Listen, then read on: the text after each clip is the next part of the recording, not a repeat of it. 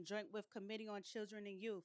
At this time, we ask that you please silence all electronics. If you wish to fill out an appearance card, please sing with one of the sergeants at arms in the back. Chair, you may begin.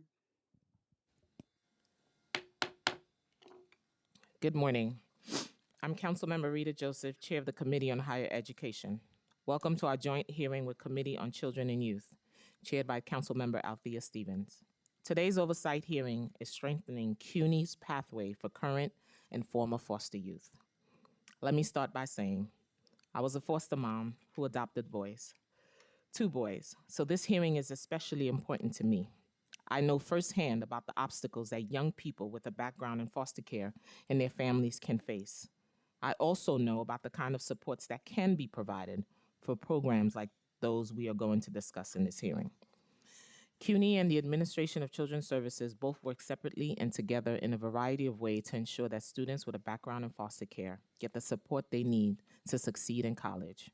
For example, CUNY's Foster Youth College Success Initiative provides financial aid to CUNY students to cover tuition and fees, on-campus housing, transportation, books, and other necessary expenses, as well as arranges for individualized personal and career counseling. ACS College Choice Program and ACS Cooperative Program with the Center for Fair Futures also provide a variety of support to CUNY students, including financial assistance, academic advisement, career and personal counseling, and life skills coaching. All committees look forward to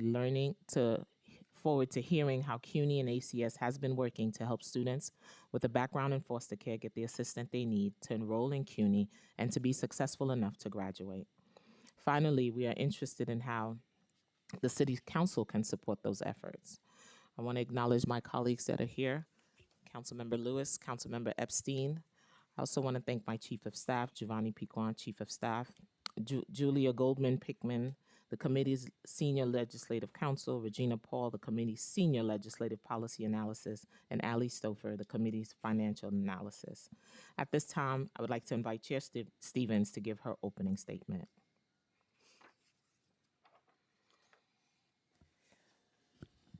Good morning. I'm Councilmember Althea Stevens, Chair of New York City's Council Committee on Children and Youth. I would like to begin by thanking Chair Joseph for convening this important hearing and strengthening the pathways to CUNY for current and former foster care youth. I know this issue that is deeply personal to her, and I'm grateful that our committees are combining on this topic today. ACS and CUNY both play critical roles in New York City efforts to ensure that current and former foster youth are able to access higher education opportunities.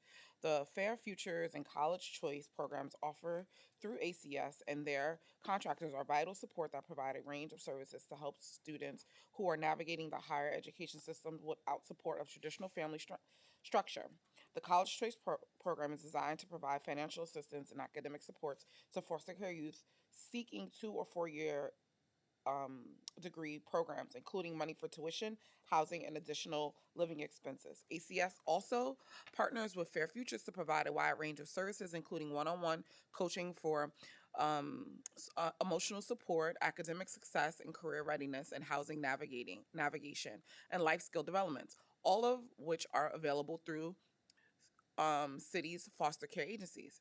At a time when tuition, housing, and cost of living are seen as a growing barrier to obtaining higher education nationwide, those programs address core obstacles and provide holistic resources to improve student success.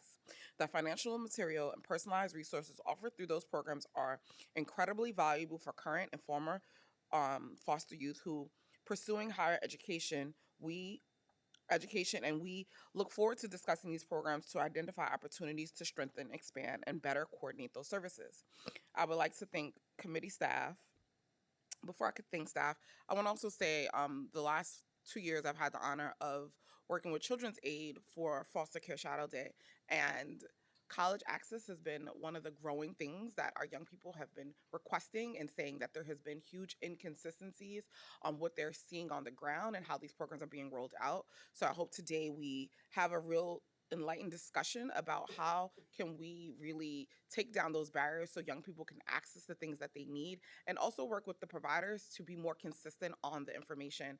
We've already passed legislation calling for, this work to be posted. One of the young people who has been a huge advocate, hi Taylor, in the back, has been a huge advocate on some of the work, and want to make sure that we are making sure that young people have access. And now I'll thank my committee staff analysts, Elizabeth Arts, senior committee counsel, how do you say her last name? Ogasawa. She's great. She's not here though. For their hard work in preparing for this hearing, and my entire team back at the district office for their work in serving the community while I'm here at City Hall. With that, I will turn it back to Councilmember Joseph.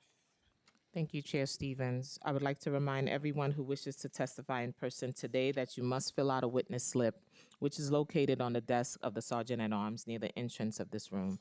Please fill out the slip even if you have already registered in advance that you will be testifying in person. To allow as many people as possible to testify, testimonies will be limited to 2 minutes per person, whether you're testifying in person or on Zoom. I'm also going to ask my colleagues to limit their question and comments to 5 minutes. Please note that witnesses who are here in person will testify before those who are signed on into the Zoom. I'd like to recognize Councilmember Ariola, who's on Zoom.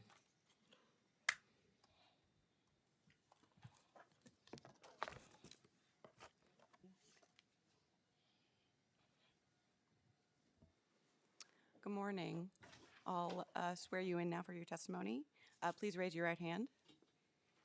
Do you swear to tell the truth, the whole truth, and nothing but the truth in your testimony for this committee, and to answer truthfully to council member questions? Thank you.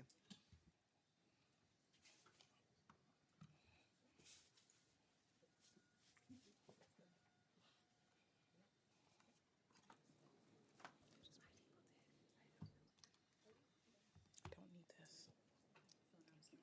She did, and someone did for me. John, no say. I don't know. She asked me if I filled out a slip. I know you did. Yeah. Remember he said only Yeah, I needed to. that's what they told me.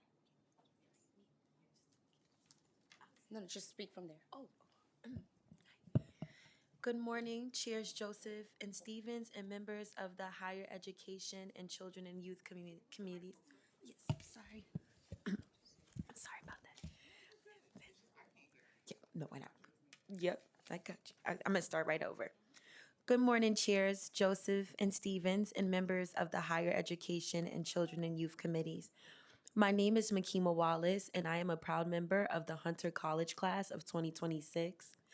If someone had asked me years ago where I believed I would, where I believed I would be today, I would have never imagined standing here as a college graduate. That is why I want to share my story. When I first became a ward of the state, I had no clear vision of what my future would look like. Much of my childhood was spent searching for love and acceptance and stability, moving through multiple foster homes, constantly adjusting to other people's lives, routines, and families. I rarely felt a true sense of belonging. I often felt temporarily as though everything around me could disappear at any moment. After experiencing so much instability, that feeling became my reality. There were times when I felt unvalued, unwanted, and without the security that every child deserves. The stability I longed for did not arrive during some of the hardest moments of my life. That pain led me down to difficult paths and unhealthy coping mechanisms. My mind was not in a place where school felt possible or important. During this period, I expressed moments where I felt I had to use my body to survive, and I struggled with substance use as I tried to cope with everything I had been through. That time was painful and complex, but God had other plans for me. I began working towards my GED. It was not easy. It took time, determination, and perseverance, especially with limited resources and support. Nevertheless, I accomplished my goal in earning my GED, became the first step towards changing my life. Through my foster care agency, Graham Wyndham, I was introduced to Alex Perez, who connected me to the Dorm Project. That program became life-changing for me. For the first time, I found not only academic support, but also confidence in myself I became a part of a community of people who understood struggle yet were striving for something greater. When I first started college at Queensborough Community College in the fall of 2016, I had a difficult time. I was dealing with overwhelming circumstances that made it hard for me to stay focused and present in the classes. And when I was faced with impossible reality, continuing my education required a level of stability I didn't yet have. But leaving school meant returning to a foster home, a transition that left me feeling unsettled and unsure I could continue. I did what I thought was right for me at the time and made the difficult decision to stop attending school 1 year later in the fall of 2017. With the help of my foster care worker, I entered supportive housing and received a housing voucher, which provided stability, but also made the decision to pause my education feel final. Taking that break from school left me feeling as though I had failed. I did not think I could go back, especially after starting and stopping so many times. And I had believed I reached the limit of support available to me. I remember wishing I had finished my classes instead of withdrawing. I had programs like College Discovery and access to the kinds of support every college student needs. And I worried that once I left, I would not have that support again. But when I came back in the spring of 2022, this time at Bronx Community College, FYCSI was there waiting for me with open arms. Um, ev- Even when I was no longer eligible for certain programs, FYCSI made sure I did not lack any support I needed. And even then, I was afraid to fail, afraid that I was not enough. However, Shirley DePena showed up for me in every possible way, just as she has done for many others. She made sure we had what we needed, from basic necessities to emotional and academic support. She believed in us when we could not believe in ourselves. Programs like FYCSI gave me strength and confidence throughout my educational journey while balancing work and life's many hardships. School became my safe place. One of my greatest fears was my age and that feeling that I was running out of time. But FYCSI taught me that no matter what life places in front of you, keep going. I have withdrawn and returned to school more times than I can count. I often joke that I may be one of Shirley's super seniors. I know, but but what that truly represents is resilience. Alongside FYCSI at the table also supported me, where Mike, Asia, and my tutor Heather each played an important role in my growth. I would also like to recognize Youngin Shin, a caseworker at City Living, whose consistent support has made a meaningful impact on my life. Together, these programs and individuals created a powerful community around me, one rooted in commitment, care, and belief. Though all of this, I discovered my passion for social work. I want to give back in the same way others gave to me. I want to be like Shirley. I want to be a part of a life-changing program that supports others and believe in them and help them see their own potential. I'm so proud to say that I earned my associate's degree from Bronx Community College, where I made the dean's list twice. Today, I stand as a graduate in my family, a college graduate in my family. There were many moments when life felt dark and uncertain. Even recently, during a difficult move I did, I did not know how I was going to manage financially. Before I had searched anywhere else for help, my FYCSI stipend arrived right when I needed it the most. Time and time again, this program has shown up for me. Because of that support, I have not had to worry about educational support or carrying every burden alone. This is why I want to sincerely thank the state and CUNY for that invested in these programs like FYCSI. These are not just simply programs, these are lifelines. And thank you. They provide the change, they prove that change is possible, success is achievable, and no one has to do it alone. Everyone deserves this kind of support, belief, and opportunity. FYCSI gave me that, and it changed my life forever. And Shirley, thank you for everything you have done for me. I have always looked at you as a mother figure and deeply admired you as the woman you are. You taught me that the beginning of my story does not determine how it ends. When I doubted myself, you reminded me that I am greater than my circumstances. Your patience, your kindness, honesty, and accountability pushed me to keep going. You saw potential in me long before I could see it in myself. I am truly grateful that God placed you in my life because you always saw my future beyond my present challenges. Thank you, CUNY. Thank you, Shirley. I will carry your guidance with me, and I will always strive to make you guys proud. Thank you.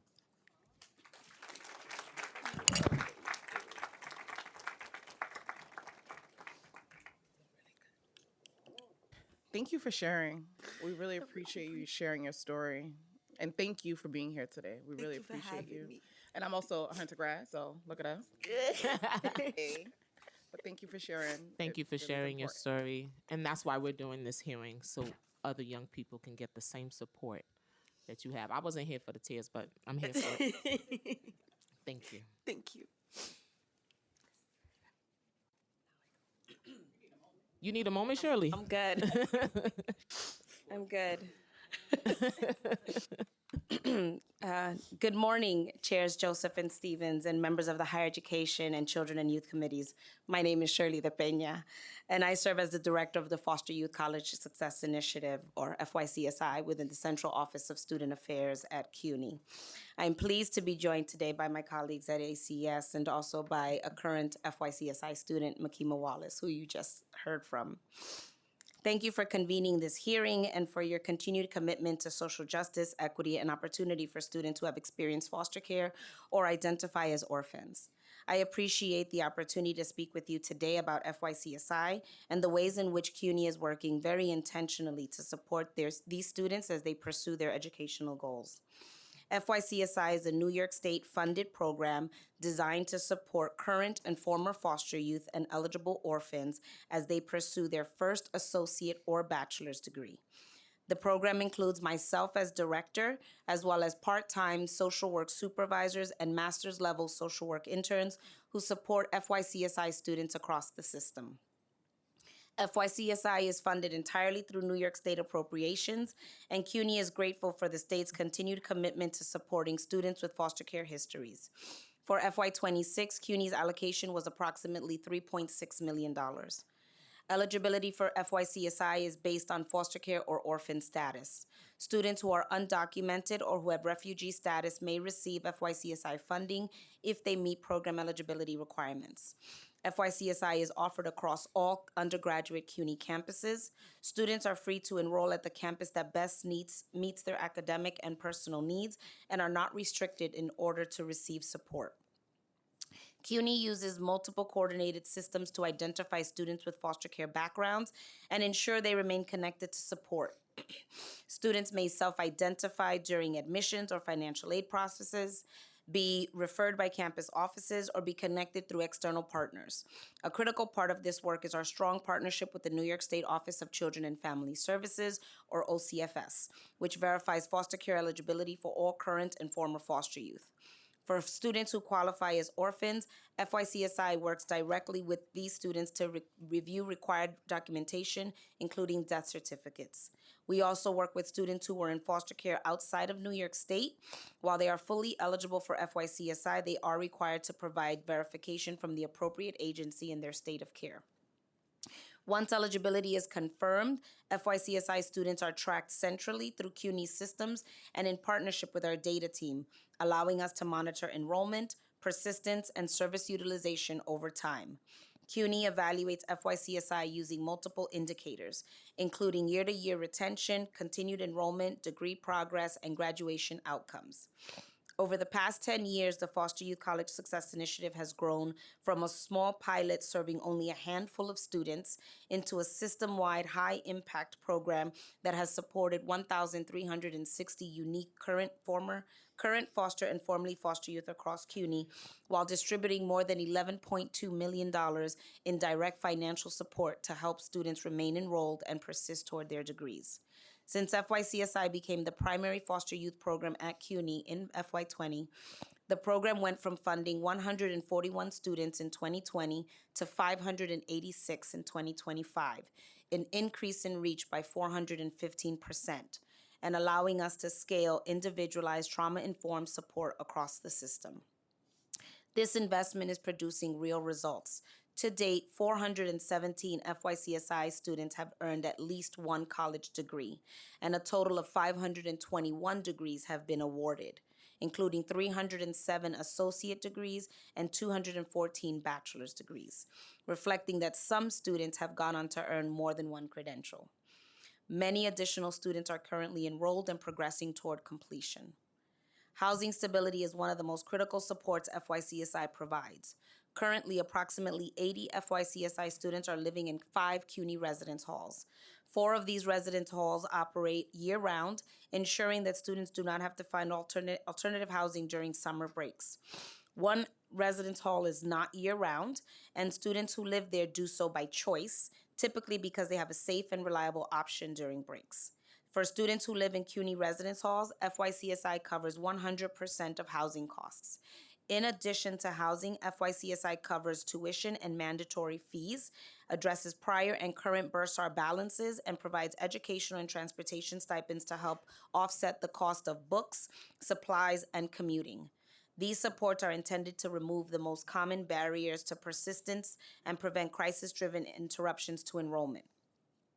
A defining feature of FYCSI is its case management model. We recognized early on that students who participate in programs such as College Discovery and Nycc, ASAP, and ACE benefit tremendously from having a dedicated advisor who works closely with a cohort of students. While many FYCSI students participate in those programs, not all are eligible or choose to do so, though we maintain strong relationships with those initiatives and regularly encourage students to explore them. To ensure that no FYCSI student is navigating college alone, master's level social work interns supervised by licensed social workers are automatically assigned to FYCSI students who are not already receiving structured advising through those aforementioned programs. At the same time, students who are enrolled in those programs may also choose to work with a social work intern, and we gladly assign one when requested. This model allows students to receive individualized high-touch support around academic challenges, personal stressors, housing instability, and system navigation. With nearly 600 FYCSI students across 19 campuses, this structured internship model is essential. It is what allows FYCSI to provide the level of intensive relational support that has become a hallmark of the program and that would not otherwise be possible with one full-time staff member alone. Students with foster care histories often arrive at college having learned to be resilient, even when they have not always had the support to fully recognize their own worth and potential. We are deeply committed to helping young people see themselves in ways they may not always be able to see on their own, especially those whose circumstances and past experiences can shape how they view their worth, their value, and what they believe they are capable of achieving. What I am most proud of in FYCSI is our ability to tailor our program so that we meet students where they are, support them in the ways that they need so that they can be successful on their own terms, not through a one-size-fits-all approach, but through flexibility, responsiveness, and care. For some, FYCSI is the only way students are able to attend college, have stable housing, and feel supported rather than alone. We strive to ensure that our students recognize their inherent value and potential, that they are met with care and dignity, and that their big and small achievements are seen and celebrated. One of the things we say most often to our students is that they are not alone and that they do not have to navigate college or life alone if they do not want to. FYCSI exists to make that promise real. I want to thank the Council for its leadership, its commitment to equity, and its unwavering advocacy for these students. I am grateful for the opportunity to testify and look forward to continuing this work together. Thank you. Thank you. I want to take a moment to recognize Councilmember Maloney and Councilmember Felder. Thank you. Good morning, everyone. My name is Ina Mendez. I'm the Deputy Commissioner for the Division of Family Permanency Services at the Administration for Children's Services. I want to thank Maima for your comments. They were really heartfelt. Thank you for sharing your story. Shirley, thank you for all your wonderful work and our long-serving partnership. I am pleased to be joined today by my colleague Sonia Gonzalez, who's the Executive Director of the Office of College Success Initiatives within my division. Thank you to Chair Stevens and Josephs and Joseph, and the members of the Children and Families and Higher Education Committees for holding today's oversight hearing on CUNY pathways for current and former foster youth. We appreciate the opportunity to share more information with you about the supports both ACS and CUNY provide to young people interested in pursuing 2 or 4-year college degrees. As you will see, for ACS youths who choose to go to CUNY schools, much of our work is collaborative and we value our ongoing partnership. Our testimony today will focus on ACS's College Choice program. The success of youth in foster care is extremely important to us at ACS. This commitment to ensuring young people in our care are able to thrive led to the creation of Fair Futures, a first of its kind program providing over 4,000 young people in foster care in the juvenile justice system who are between the ages of 11 and 26 with tutoring and coaching to build life skills, set academic and career goals, and to provide ongoing support for youth. ACS has partnered with Chapin Hall to evaluate the implementation and outcomes of Fair Futures. Their December 2025 outcomes study report found that Fair Futures participants generally exhibited stronger persistence in school and higher graduation rates than comparable youth. The success we are seeing with Fair Futures goes firsthand with our commitment to ensure that a young person in our care wants to pursue a college education. We will help that young person thrive. Today, over 471 youth are participating in College Choice, more than doubling the size of the program, which served 200 when it began in October 2022. After hearing from young people that they wanted more choices about where they went to school and what type of housing they secured, and that they needed a stipend to be able to support themselves while focusing on their studies, College Choice was created, building off our prior successful initiatives, including the CUNY Dorm Project and the Fostering College Success Initiative. College Choice was specifically designed for students in foster care interested in pursuing a 2 or 4-year college degree. The program includes funding for the following. So tuition. ACS covers up to $15,000 a year towards tuition and mandatory fees that are not covered by the student's financial aid award. We have found that this covers most, if not all, the costs for youth, as youth in care have access to several other college supports. Shirley mentioned Fostering Youth College Success Initiative, which our CUNY colleagues will be discussing more fully, as well as the Federal Chafee Education and Training Vouchers, ETVs, which has recently extended the program age limit so students may now qualify until their 26th birthday. Housing. ACS will cover up to $30,000 a year for housing. Youth are able to choose to live in on-campus housing, live in off-campus private housing, live in their own apartment, or remain in their foster care placement.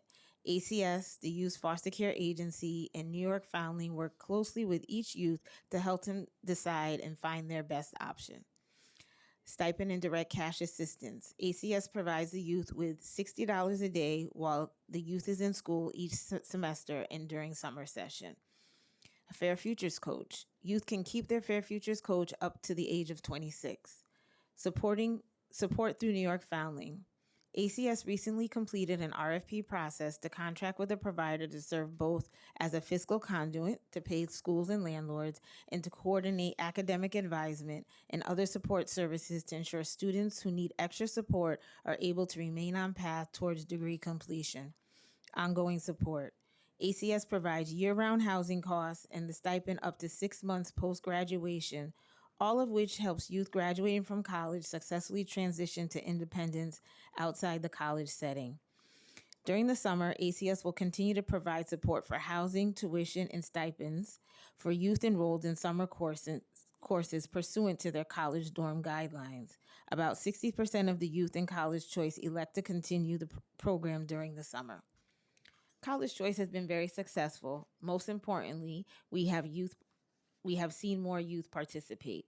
Each year, due to this success, as part of the fiscal year 26 budget, we received an increase in funding for College Choice, which is funded at $15.7 million in fiscal year 26 and will be increased in baseline starting in fiscal year 27 to $18.8 million.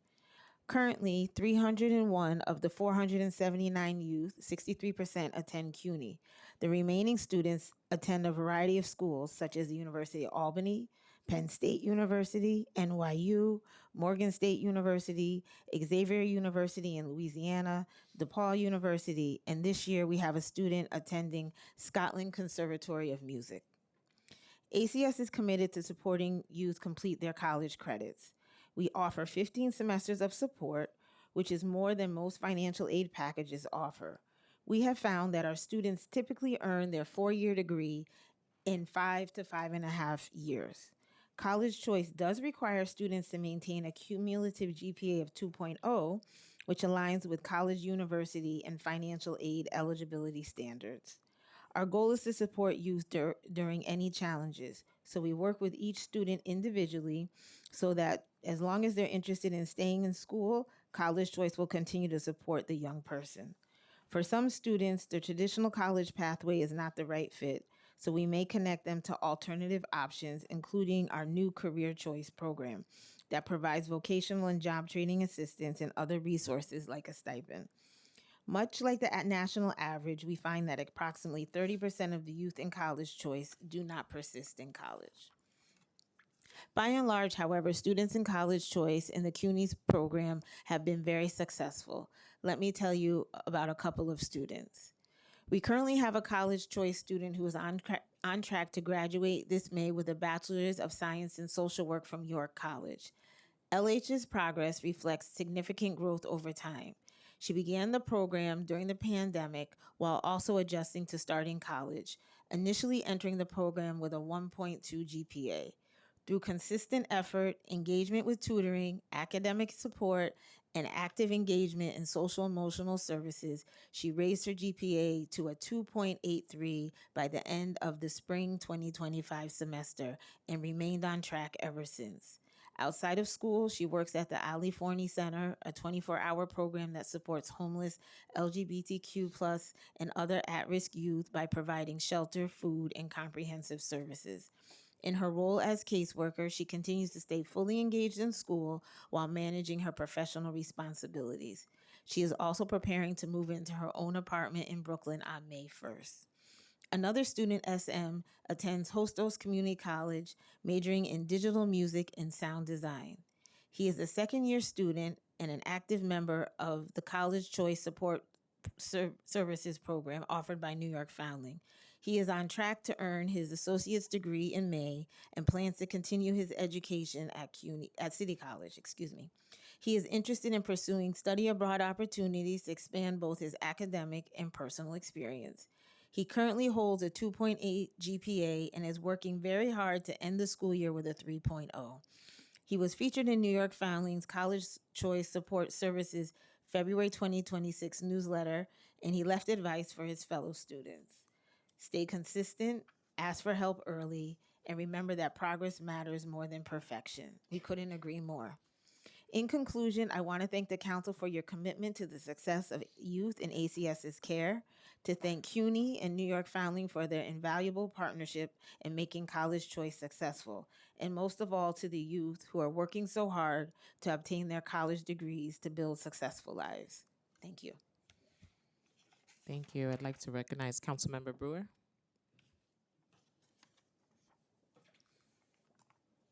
That's it with the testimonies? Oh, okay. Yes. All right. Okay.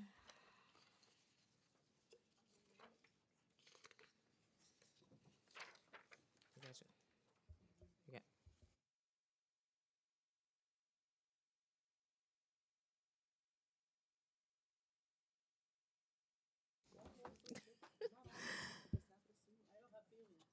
Also like to recognize we've been joined by the noisy council member wrestler. Sounds about right. First question. We learned in the preliminary budget hearing that the number of students with a background in foster care enrolled at CUNY was just 65 students in 2016. By academic year 2025, there were 489. Right now, there are 572 enrolled across 19 undergraduate campuses. What is the enrollment by campus, and how do you account for differences among the campuses? So we have the numbers by campus, but we also have them to provide them to you. I don't know if you want me to go through all of them since there are 19 schools. You have them on a sheet. You We could have them provide? on a sheet to provide to you Okay. as well. You wanna take that? Do you want me to? Stacey, did you have it? Oh no, we don't. You have the I breakdown? have it on a sheet. I can fix it and give it to you guys, but it's right here. It's at the end of something. So students get to decide the college that they want to attend. And so we leave it open to the students. Most of our students are at the community colleges, while a smaller number are at the senior colleges. That list right there gives you the breakdown by college, by campus.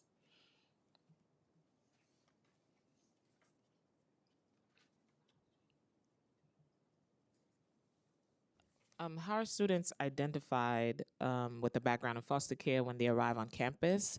Are they then tracked centrally or by campus so that they don't get lost in the system? So we identify students in a number of ways because we don't want anyone to fall through the cracks. So part of the ways that we identify students is we do presentations. We'll do presentations on Zoom, we'll do presentations in person for foster care agencies, for high schools, for anyone, for the state. Sometimes they'll do presentations so that the more people, we've done presentations for foster parents, so the more that people know about the program, we can identify students.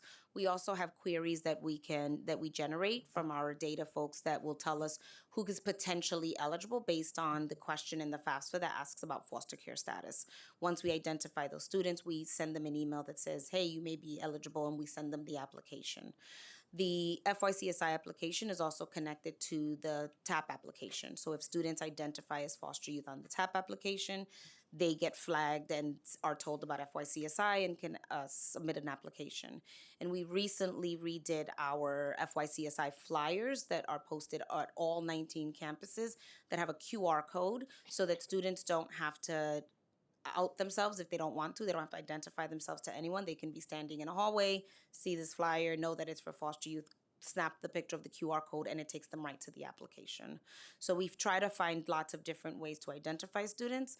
And those are all of the ways in which we do that. And then once we do identify them and the state confirms their eligibility, they are coded so that we can track them throughout CUNY. And with the help of our data folks at CUNY, we track them centrally, we track them at each college, and so we can catch them once they transfer as well.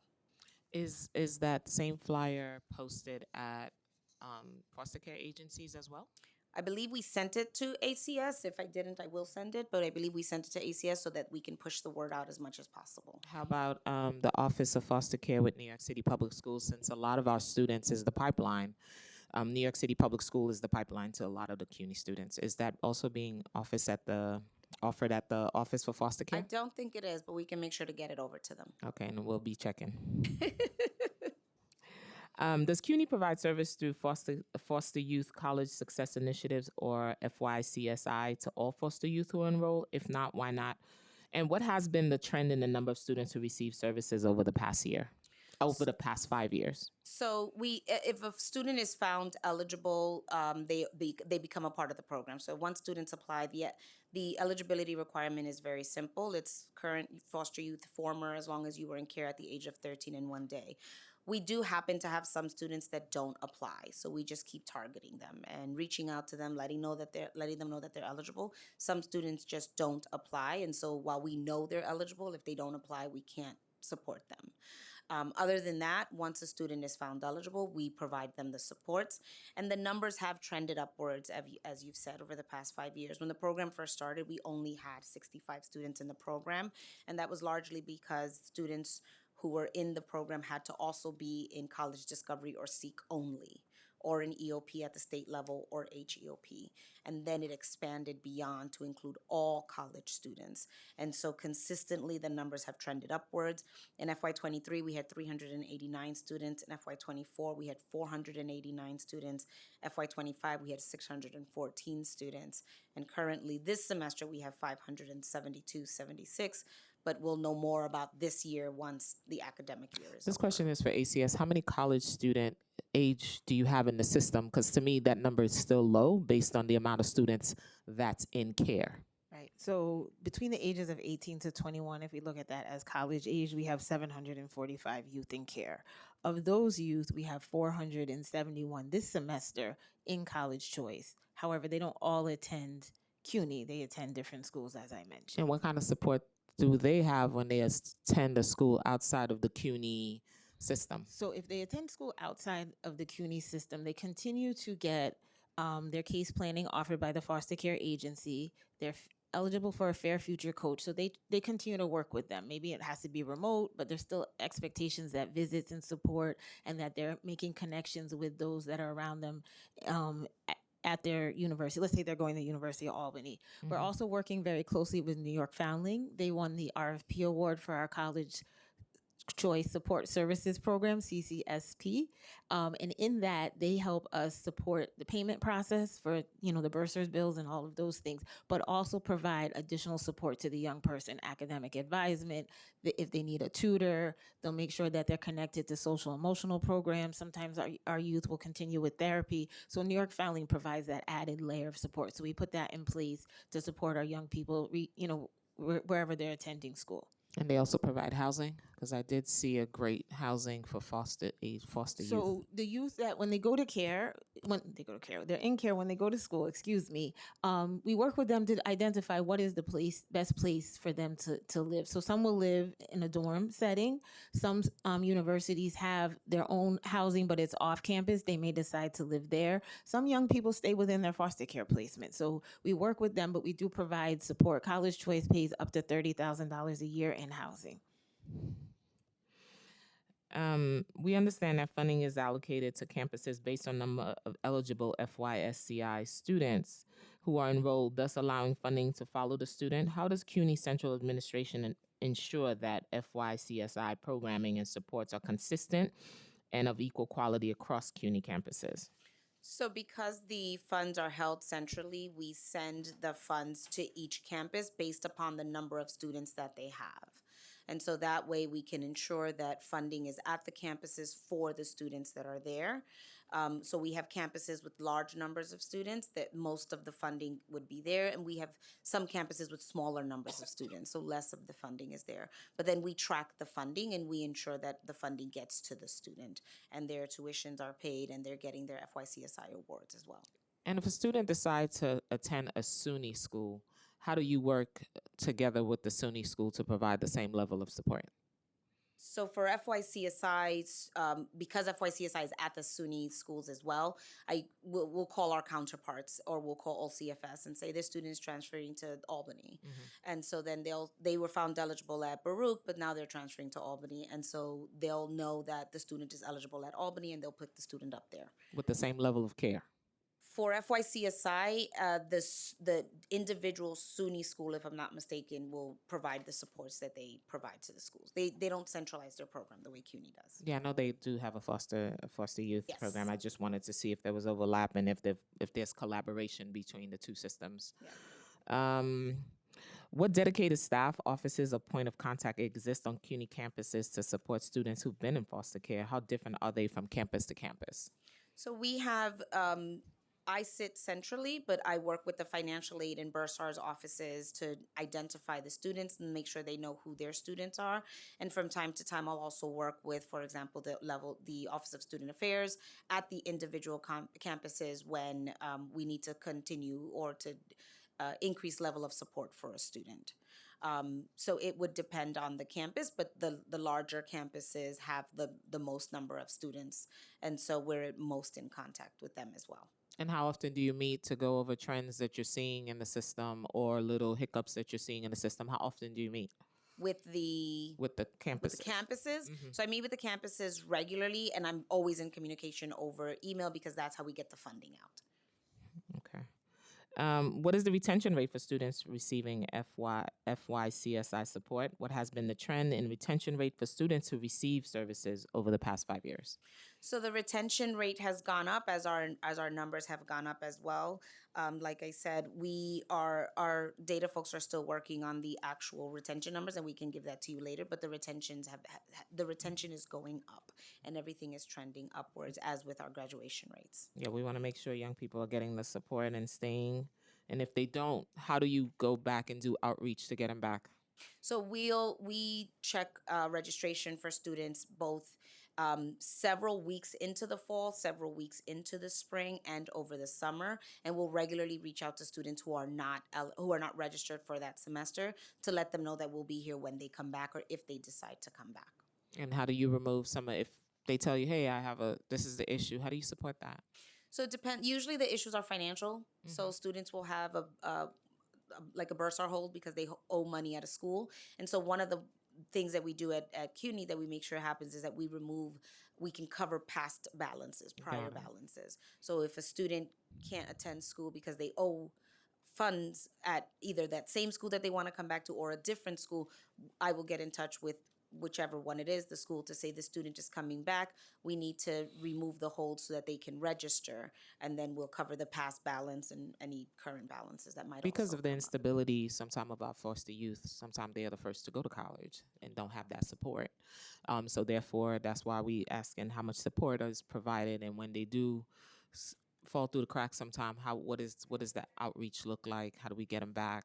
Whether it's any programming, because we want to make sure our foster youth are graduating as well. We don't want them just to go to college to Right. college, but we want them to also graduate, have meaningful Right. lives. So what's the graduation rate for students receiving FY CSI support? What has been the trend in graduation rates for students who receive services over the past 5 years? So And our I'm gonna add another piece to that. Once they finish, is there support in helping them find pathways to careers?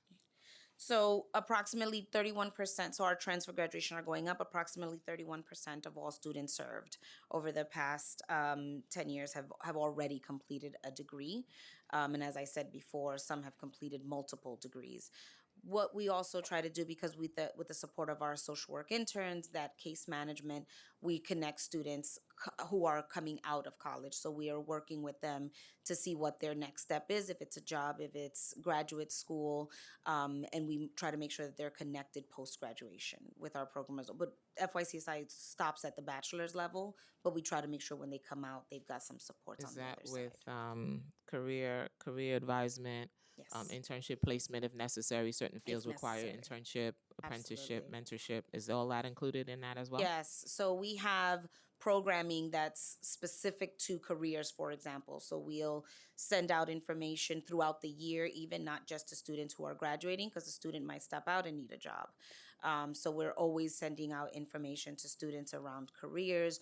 We're making sure students know the resources that are available to them in those ways, connecting them to their career counseling centers at the CUNY campus as well, because they do a really good job of supporting our students in that Is vein that as well. also with resume writing Yes, and interview skills. mock interview skills?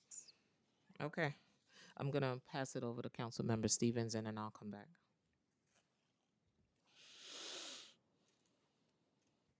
Hello, good morning. I just had a follow-up question because the numbers that you gave, I just wanted to know around the program um, and for the colleges. I see like BMCC has like 108 students, but like your college has 7. Is there like, do each college do like its own recruitment? Is there a reason why there's like inconsistencies? I see like everyone else is kind of like Yeah. more around the same, but those two were just kind of glaring to me. Just wanted some clarification. We learn of our students once they're already generally at the college. So we don't work on like where do they go to school. Once they've applied, then we'll know who they are. So I'm not. Have you guys like seen any trends? Is it because more of them are like in the city or they have better like? Has Yeah. that like? Because I'm just wondering, like, if we see that a lot of folks are going to BMCC, like, what are they doing that like something like your college could do? And are we looking at those trends or even considering it? Is it that like maybe it's too far or what? I'm not sure. I just would love for us to like think about that of thinking like, okay, well, why is there such a big difference? I usually sometimes I'll work with the admissions offices to see if they want us to come in and have presentations around FYCSI for students, because it's also about knowing that there are foster youth there as well, and I don't know that they're what the outreach is for foster youth at the Yeah. campus. So we'll do that sometimes as well, and that's also something that we've looked at. But the trends, I think at BMCC is also one of our bigger community colleges, so that might also be why the numbers are higher there as well. Yeah, I would just love for us to like kind of think That about would be that great. and make sure that like maybe some schools are not as nice or they're not as welcoming Right. or have the information as available. Like, I think that there's probably something there. We should look into it. Not saying it's bad. Maybe it's something good. Maybe just BMC they like it there. I don't know. Just think this was looking at the numbers and that just kind of glared out to me. Yes. I guess some of the questions are for ACS. Over the past 5 years, how many youth have aged out of foster care annually, and what percentage of those youth were enrolled in college? Thank you for your question. So I'll break it down year by year and then I can give you the total numbers so you can see the trends. So in 2021, 533 youth aged out of care, 79 were in college, 15%. In 2022, we had 500 youth aging out of care, 90 were in college, 18% overall. 2023, 429 youth aged out of care, 68 were in college, which was 16%. In 2024, 382 aged out of care, 82 were in college, which was 21% of the population. And in 2025, 358 youth aged out of care, 84 were enrolled in college, which is 23%. So we are seeing that the number of children aging out of care is going down, which is a data trend we like. And we're also seeing that the percentage going to college is increasing. Yeah. Small steps, but we're getting there. Baby steps. That's all we could Exactly. ask for. How are eligible students informed about the programs such as College Choice, FYCSI, and Fair Futures, and what steps are being taken to increase awareness and participation? So for the kids in care, we do a lot of work, obviously, with our foster care providers. They are doing all of the case planning. So we hold a lot of information sessions. Sonia and her team, and she can talk a little bit more. We'll talk to agency case planners. Agencies have educational specialists. They have what we call Preparing Youth for Adulthood, which is a specialist that really focuses on building independent living skills. If we know children are not being adopted, going home, or king gap, we really want to prepare them for their adulthood. So agencies have these key point people, so they're educated around college choice, the requirements, what it looks like. We also work, as I mentioned, with the case planners, and then agencies have Fair Future coaches. They're responsible for hiring their coaches. We partner with the Center for Fair Futures, who provides the training and the technical assistance. So all of this information about college choice, our workforce development programs, our summer youth employment, are communicated with these professionals, and it's their responsibility to engage young people. We also have a very close relationship with the foster care office at New York City Public Schools. In terms of the flyer about FISE, fostering FYCSY, we do have that. We share that information with them, and also about college choice. So we do a lot of outreach, a lot of information sessions, providing information to providers to make sure they're aware of how you can get young people into college choice and then the benefits.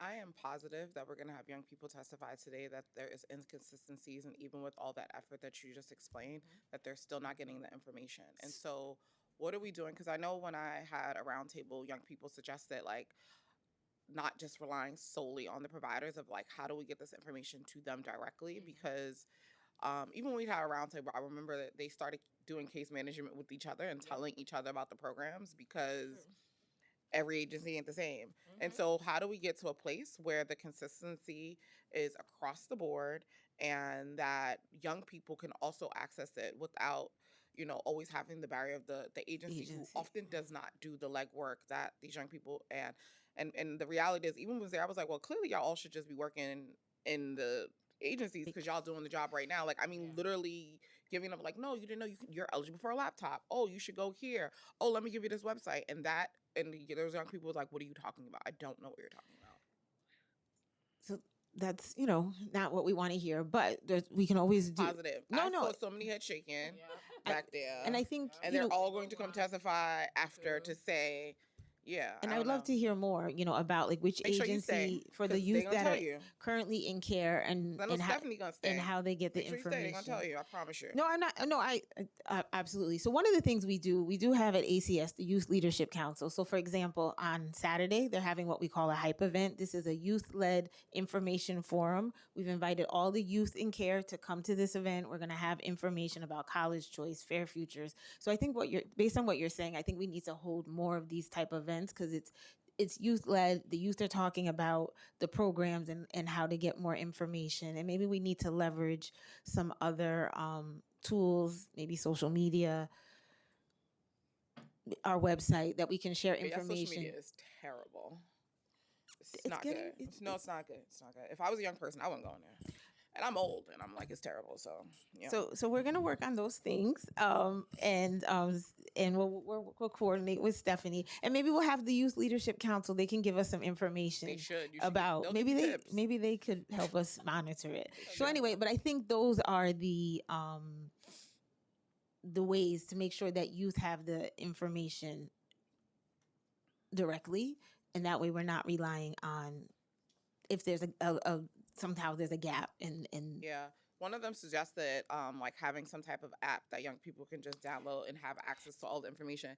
But it's the city and we don't believe in technology. So I was just like, that's probably not going to happen. So we because our did- technology is terrible in the city. So Yeah, we did look at creating, well, that's another story. We did look at creating an app at one point and it didn't get to where we wanted to, but I think there's been some easement in how to use social media. And so we'll look at that and then we can talk to the young people about what might be a best way to share information. And many agencies have different types of youth forums, and we can make sure that we're sharing that information with those that host the youth forums.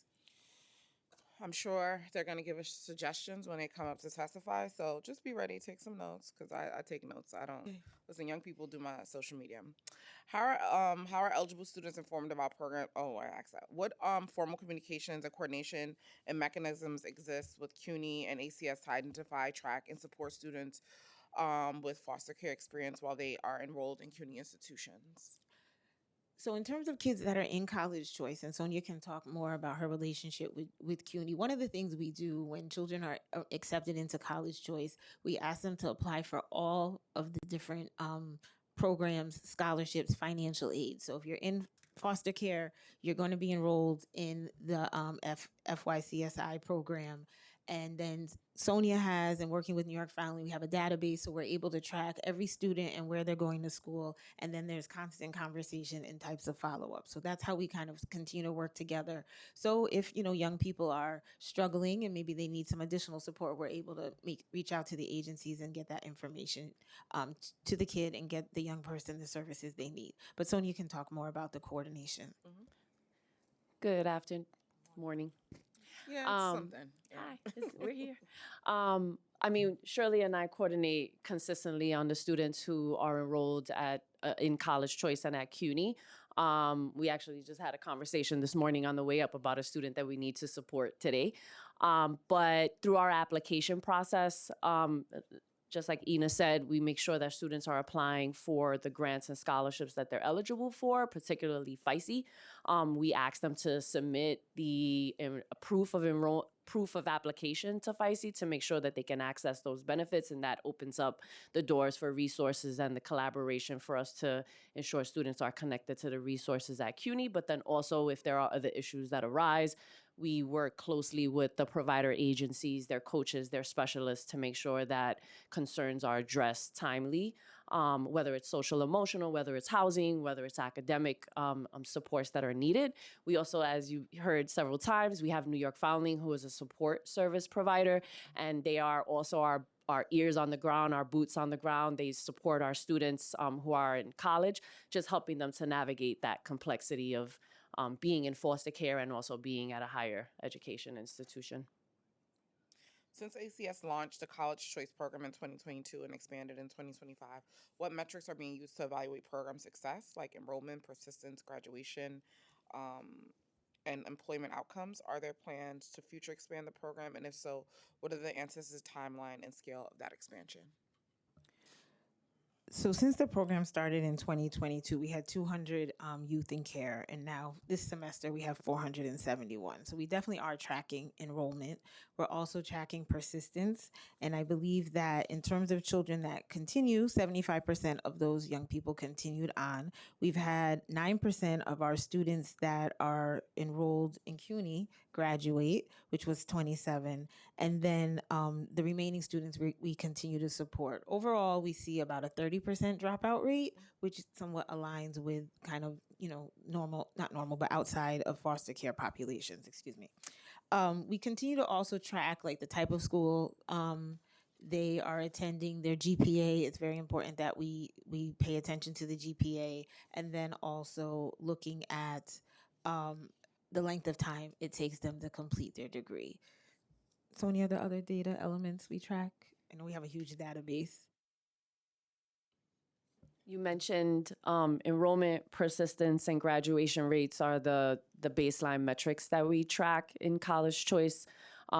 We also track their graduation status and what we don't necessarily on a long-term basis track where are they employed, but because we offer them the post-grad stipend for 6 months after graduation, and they have to apply for that post-grad stipend once they graduate and provide their diploma and their final transcript, we do track where Stipend.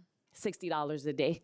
Oh, So it's $60 a day for 7 days a week, and our graduates get that for 6 months after graduation. get that for council. Stipend. And so our students do on the application tell us what their plans are for after graduation. So some of them are going to grad school, some of them are going to employment, some of them are, embarking on internship opportunities. Yeah, it's a good way to make people come back. Right. So, and stay connected. Right. Just to piggyback, you asked about expansion, plans for expansion. So when the program started, it was funded at around $10 million.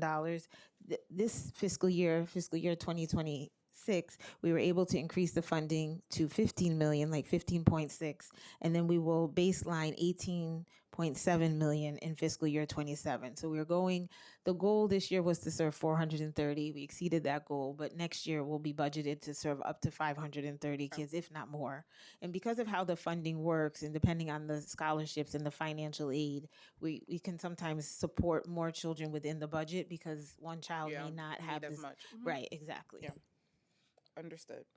What percentage of foster care youth who enroll in college choice programs attend a CUNY institution, and what are the percentages of and graduation rate of those students?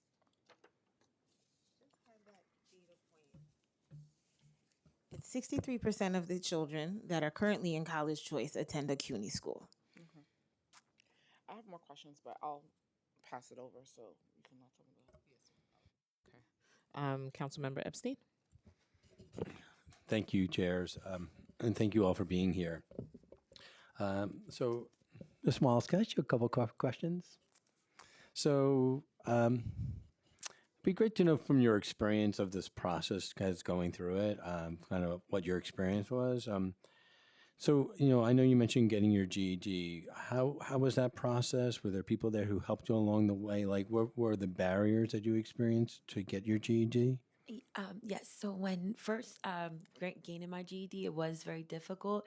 I think I felt the math like twice by 5 points because you would need 500 to actually go on.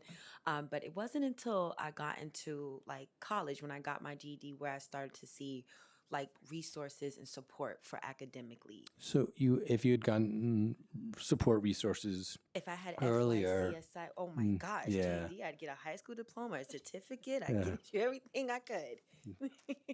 And applying to college, what was that process like for you? Like just making the decision to apply. Did you get support in that process when you were applying to college? So when I got to Graham Slam, which is like for alumni in the foster care system, they gave me different alternatives. Like they didn't like budget me in and say you can't go to like I remember Alex and Shirley constantly. I kept saying I want to go to Hunter, and mind you, I'm in Queensborough Community College, but I want to go to Hunter, and I always felt like that was more of a prestige school that I wouldn't. But surely enough, Shirley and Alex didn't lie. I got into Hunter, and I'm there right now. So I think with that support and just constant, because again, like you guys said, like Chair Stephen said, that when you don't have that support or someone kind of letting you know, hey, this is where you go. FIC has this. Shirley's here. Chair Joseph, Chair Epstein has this. When you don't have someone directly telling you, you don't know. So it was really great to come into that program, and they kind of just opened my horizons to so many things. I no longer felt like I had to stay at Queensborough Community College. I was so much more like determined, and I felt so much more confident when going to school because I was going to a school that I actually wanted to go to. So just if I can ask one more question. So just to think through the gaps that we're just trying to feel like it, because we're worried about young people like you falling through these gaps. It seems like there were moments like applying for the GED, getting connected to people. How did you find it? Like, how did those connections work for you? Just someone told you, hey, college is possible, think about this program, you can get tuition support. Like, how did that work for you in your life? I think one way was definitely I had great social workers around me, so they were always someone that was that I looked up to, but mainly having, like I said, being able to receive laptops, being able to receive transportation, having my coach reach out to me every once a week and say, "Hey, Makima, I just want to know, are you know, we have these things going on. Do you know that this is here?" A lot of the things, a lot of the information that I did receive was because of a coach that was provided to me by. I will be honest with you, Chair Epstein, I did not receive the full educational services I deserved until I got into FYCSI. I'm sorry. I'm all yeah. So it was literally, and I'm not just saying that. Like I said, I had Gram Slam prior when getting my GED, and I felt that about twice. I had to kind of do that on my own. It wasn't, and I did that because I wanted to get into the dorm project. I wanted to go to school. So they told me, hey, if you get your GED, if you get your high school diploma, we can connect you to that. So that was like my big determination, because I knew once I got there, then housing stability, everything else I needed would fall into line as far as just surviving and being able to do my education. Do you think other kids in foster care get that information? Because obviously, what you're saying is really important. Like, you saw there was a future for you because you saw college as a pathway forward. Do you think other kids in foster care know that this is available to them or are aware of it? I'm gonna be honest with you, Chair Epstein. A lot of them don't. I've met like, and not because Shirley isn't. Most of the time, especially when you're coming from that environment of not having a support system of school constantly or repetitively, it's like you have to try to find your own way. And luckily we have we have students like myself or others, or like for me, when Shirley would come out to the schools and talk to us about it, that was something that gave me the insight. Like she says, they have QRO codes now. So anytime I see something, especially that says foster youth, knowing that I'm in foster care and I press it, it's very, very easier to like apply, get the information. Something that I wish that I did have, and like ACS, like the Graham Wyndham, was my FYCSI coach in Shirley. I felt like if I may have had them and in my beginning stages for high school, wanting to go to college, it would have been different, because she has already painted that picture afterwards. But can you imagine before, if I got to meet her? So that's something that I really pray and hope that one day foster care agencies do allow them to come speak to the high schoolers, not when they just get to college, but before then, because that's going to make them want to go. I wanted to be, like I said, a social worker, and that was enough for me to see her with her button-up shirts and her cool outfits, and that was enough for me. That was it. So I think if others got that insight, it would help a lot. So if I could just jump in, everything Ms. Wallace is saying is really important, and it's one of the reasons why we started the Fair Futures program in 2019. And so for young people ages 11, if they get a tutor, they have access to tutoring, and the program is also designed to provide a coach starting at 14. And the coach is a little more on the ground, just when you use the term boots on the ground, in terms of like speaking with a young person. It's a mentor, not a mentor. So maybe it's like, oh, I'm interested in playing basketball. They'll connect you. And so these are newer programs that we're growing, and over 4,300 young people in 2025 got a coach. But I think the coach can do some of those things and help bridge the gap, spread information about college or just anything, like if you're interested in anything else. And so I think, I don't think that when you were around that 14-year-old age, I don't know if they had the Fair Future coach yet, but that's kind of like how we stepped up to meet that type of gap. And And Mr. Pena, can I just, one last question I can. So obviously we have an amazing young person here, and I'm wondering, are you worried there are other young people who are falling through the cracks, who are coming into the program or not getting access to the program, or applying, getting turned down from the program, that those gaps that are missing to be able to help?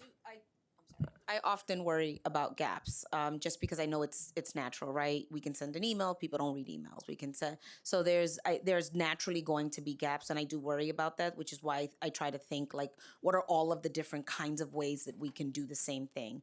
One of the things that struck me a couple of years ago, I regularly send out emails. I mean, Makima can tell you, I just send out emails, and people don't read, like people don't respond. Students don't respond, and I get We experienced that too. So adult. So I just okay, but one summer a student needed help.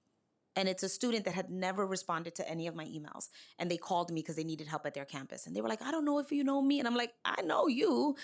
Absolutely, I know you. And I helped them. And what it told me in that moment was that even though they didn't respond to my email, they read it maybe, or just knew, like, maybe it was like, I don't need whatever Shirley's talking about today, but they knew who Shirley was. They knew who FYCSI was. And so one of the things that we do with our social work interns, sometimes things come to me because somebody does a really good thing and I'm like, oh my God, that's your job from now on. So we had a social work intern write a monthly email to their caseload of students. And they said, oh, happy October.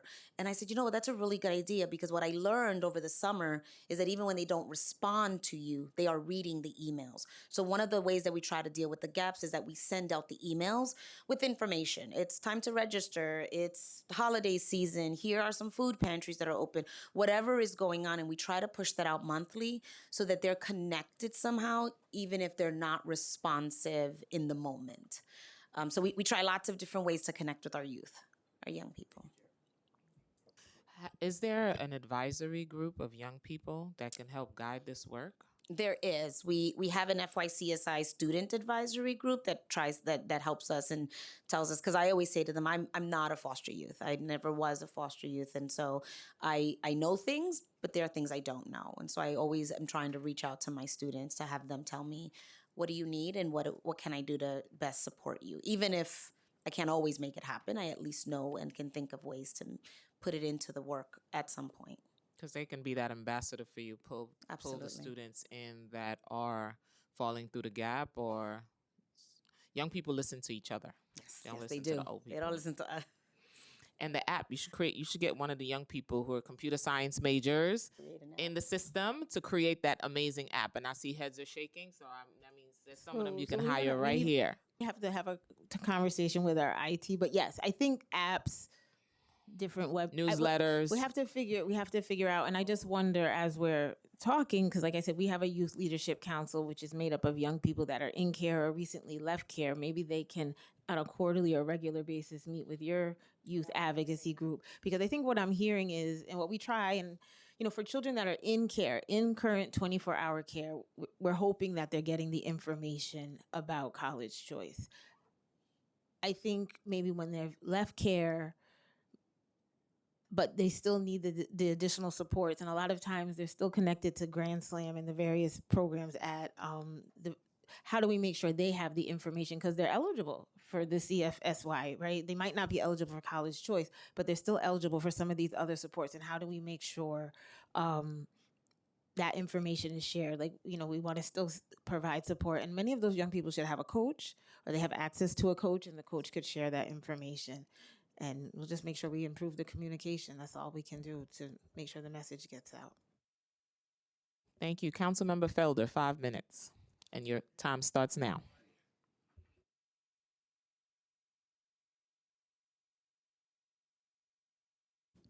I don't have a question. I just, first of all, thank you for sharing your experience.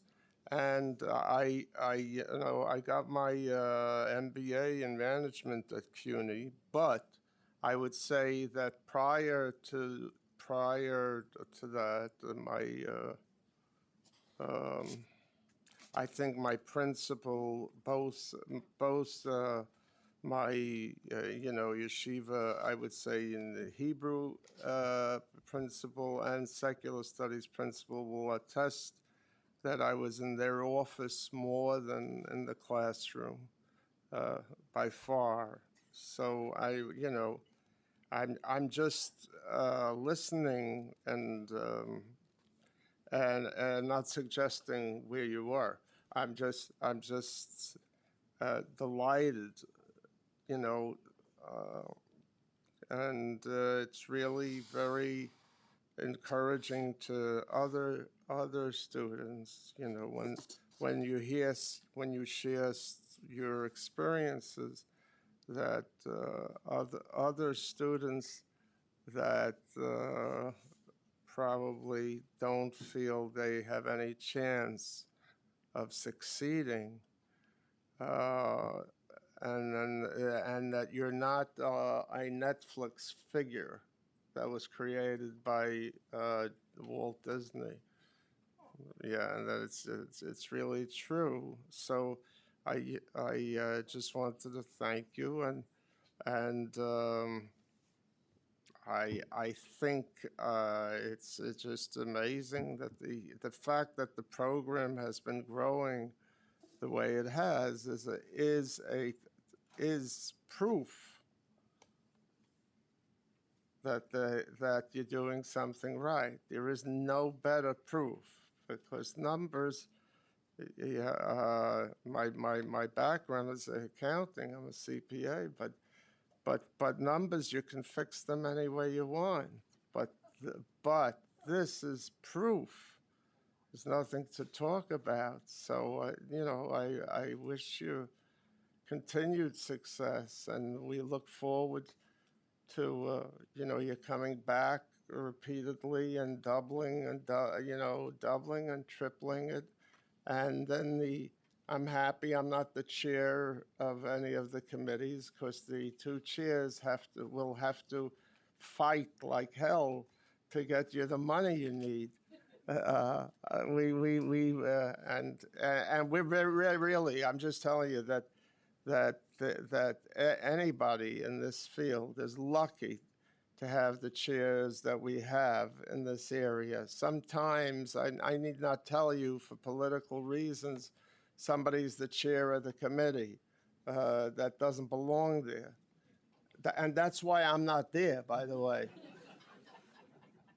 But we're very lucky because they will fight like hell because they believe not only what you're saying, but they really, really believe in their mission, in their hearts. So, and they can't do anything for me. So my compliments, you know, are real as well.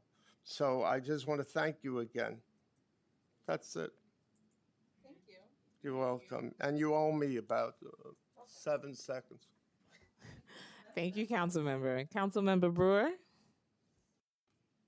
Thank you, Councilmember Felder. I could say how great he is on many levels, but he is great. My question, I'm a foster care parent and also asylum seeker, went to court, so I got everybody in my house. I have a question for the young people who are away at college, particularly at the SUNY campuses. I have a lot of friends who are advisors, and they actually don't go home on the holidays. They often stay in the dorms for those who are, I would say, Oneida or Hamilton County or whatever. So how do you handle something like that? I mean, that's trying to find perhaps families who will take them in on the holidays, or I don't know. It is hard. I know how it goes. So depending on sometimes students will stay, let's say for winter break or summer break, they continue to receive the same college choice supports, will get coverage, you know, in terms of their housing costs, their tuition. We do have young people that will connect back to their foster care placement if there is a school break, a winter break, a spring break, and we'll make sure that they can come back to their foster home or where they were placed previously so that they don't have to kind of not be connected to someone during those times. Right, because that does happen quite a bit. Not just for people in foster care, others too, to be honest with you. But you can cover those costs during the break if they stay in the dorm. Yes, Because sometimes the campuses have to make special arrangements for that. Right. Every campus is a little different. And sometimes, like during winter break, they may require that you take a class. And sometimes kids are open to taking class during the winter break so they can stay and we'll cover those costs. Same thing for summer break. Okay. Secondly, NYCC. What's there are a lot of young people in foster care who live in NYCC. So do you work with NYCC on trying to identify them, get support, etc.? So for the I don't know how they're identified. I don't know if I don't know how it works. I know they're there, but I don't know if NYCC keeps track. So it's twofold. So we have young people that may start college while they're in care. They get their apartment, they move to independence, they can remain. So just because you've left 24-hour foster care, you can still stay in college choice program. So you may be living in NYCC, supportive housing, variety types of housing placements, and we'll continue to provide support. You'll still receive the stipend, support with your housing costs, and then your college tuition. I think what you're talking about is maybe young people who have already exited care. They have the foster care experience history.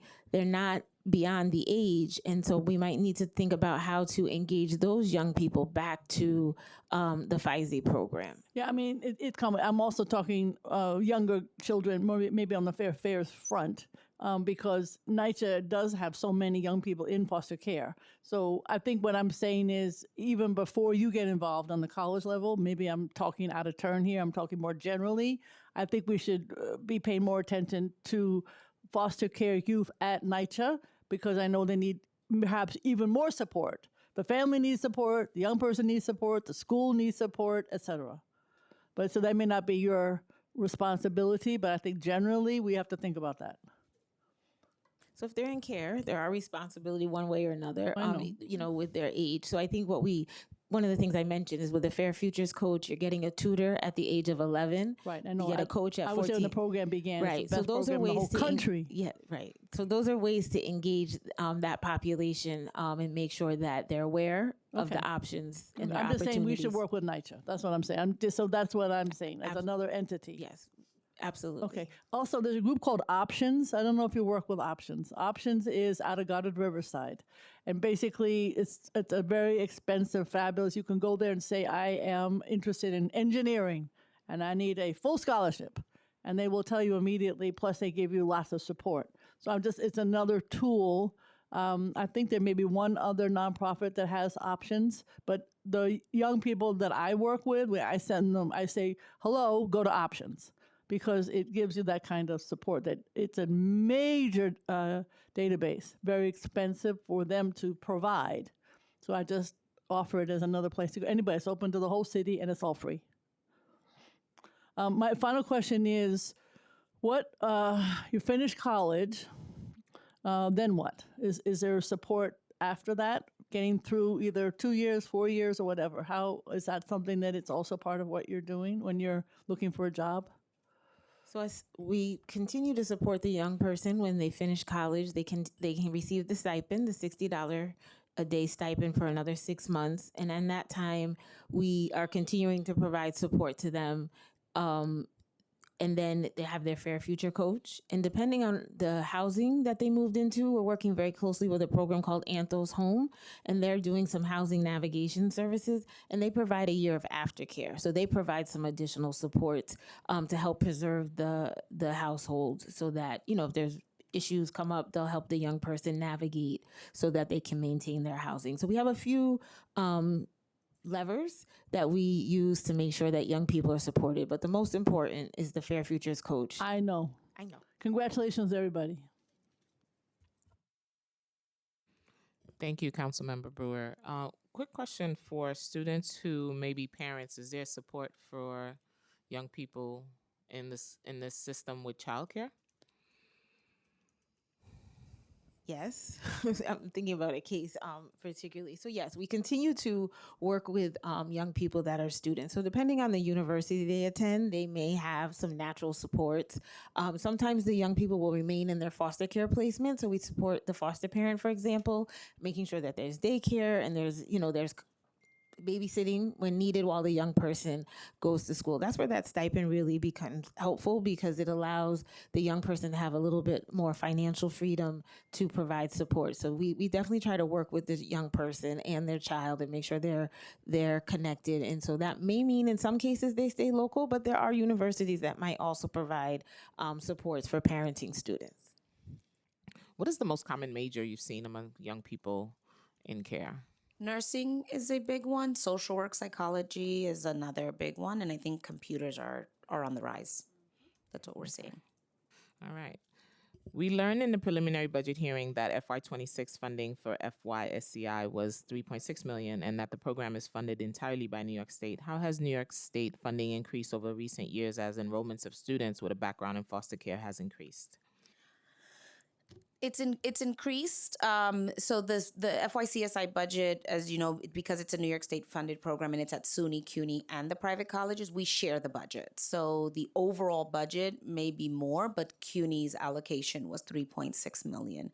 And so over the years, we've had increases, but our enrollment numbers have increased significantly as well. So it's hard sometimes to keep pace with the budget and the enrollment, but we try to make it work. So the next question as a follow-up, does CUNY believe current funding on the New York State is sufficient to meet the needs? What unmet needs currently exist? If you would have had more money, what else can you do? We could always use more money, right? I mean, I think there's ways to strengthen what we do, right? We can, our stipend that we give has stayed consistent over time. That absolutely can increase. And I think the ways in which we support students with housing off campus would be one way that we can also look to secure, to use with additional secured funding. Right now, the cost of, we cover on-campus housing only. We don't cover students who are living in off-campus housing or in their own apartments. Interesting. However, if they're in the college choice program, we can provide off campus. We can cover the cost for the off-campus housing. Okay. Does CUNY plan to look for additional funding source for FYCSI? We're always looking for additional supports, and I would also say, funding is always great, of course, but just additional resources to support young people is ways that we're looking to make sure that we can support our students. There's a program that caught my attention recently in the SUNY system called SUNY Reconnect Foster. Does that program exist in a CUNY? We have a CUNY Reconnect program. I don't know that it's not specifically designed for foster youth. It's for students who've stopped out. We're familiar with CUNY Reconnect, but right. This one is the one in SUNY is specifically for students in foster care. No. So maybe you guys should look at that model and see how can we duplicate that model on the CUNY level. Yeah, it's a great idea. Yeah, so the program is when they drop out of college to get them back in school. What does CUNY do to reach out to students who have left CUNY before graduating to try to enroll them? That's what the SUNY Reconnect is for. Right. So it's the same model as the CUNY Reconnect. But how do we get young people back into the system? So that's it. How does CUNY coordinate with ACS as an agency as well as with providers that ACS contracts with to provide services? Do you feel the coordinations are adequate? Absolutely. I have a great relationship. Sonia and I are on speed dial with each other. We're constantly coordinating, and I'm always looking for resources. So Makima mentioned At the Table and City Living. Those are other city organizations that we also regularly, Anthos is another one. We're always looking for ways to connect our students because we know that we can't do everything. And so we look to make sure that students have what they need. And some of these programs can support them post-graduation the way we cannot. So we want to make sure our students are connected to all of these programs. So we have a really good relationship with a lot of these external organizations as well. Well, that's one of the things I think Chair Stevens and I can agree on. Sometimes agencies don't talk to each other, but yet they're doing the same work. Right. So I think the work overlap and there should be relationships there. Absolutely. Go ahead. I wanted to add that at ACS, we meet with providers on a monthly basis. So we meet with our ed specialists, college specialists, case planners at times join these monthly meetings. And we invite We invite financial aid offices to provide workshops for our providers and other subject matter experts to make sure that our providers are getting the information they need so they could turnkey that information over to the students. The meetings are usually very well attended, and CUNY is definitely very well in the room. Does CUNY plan to do outreach to more students with background in foster care either while they're in high school or after they come to CUNY? If so, how does it happen? Do you do the outreach? We generally do that through ACS or ACS, the foster care agencies. So we'll go through those programs. So I'll connect with an agency and I'll come into their, to the foster care agency and do presentations. Or I remember one time we did like a FAFSA workshop to try to help students complete their FAFSA in the room, like in the moment, and get help in that moment. So we do that through the foster care agencies. You said you had coaches and social workers. What does their caseloads look like? What are the numbers? So our social work interns the caseload can range from 30 to 40. Now that's sounds like a very high number for internships, and it usually is. But remember, our students don't connect every week or every day. So our social work interns are in twice a week, and they have this caseload, this higher caseload, because students don't connect every single day. They might connect once a month. They might connect twice a month.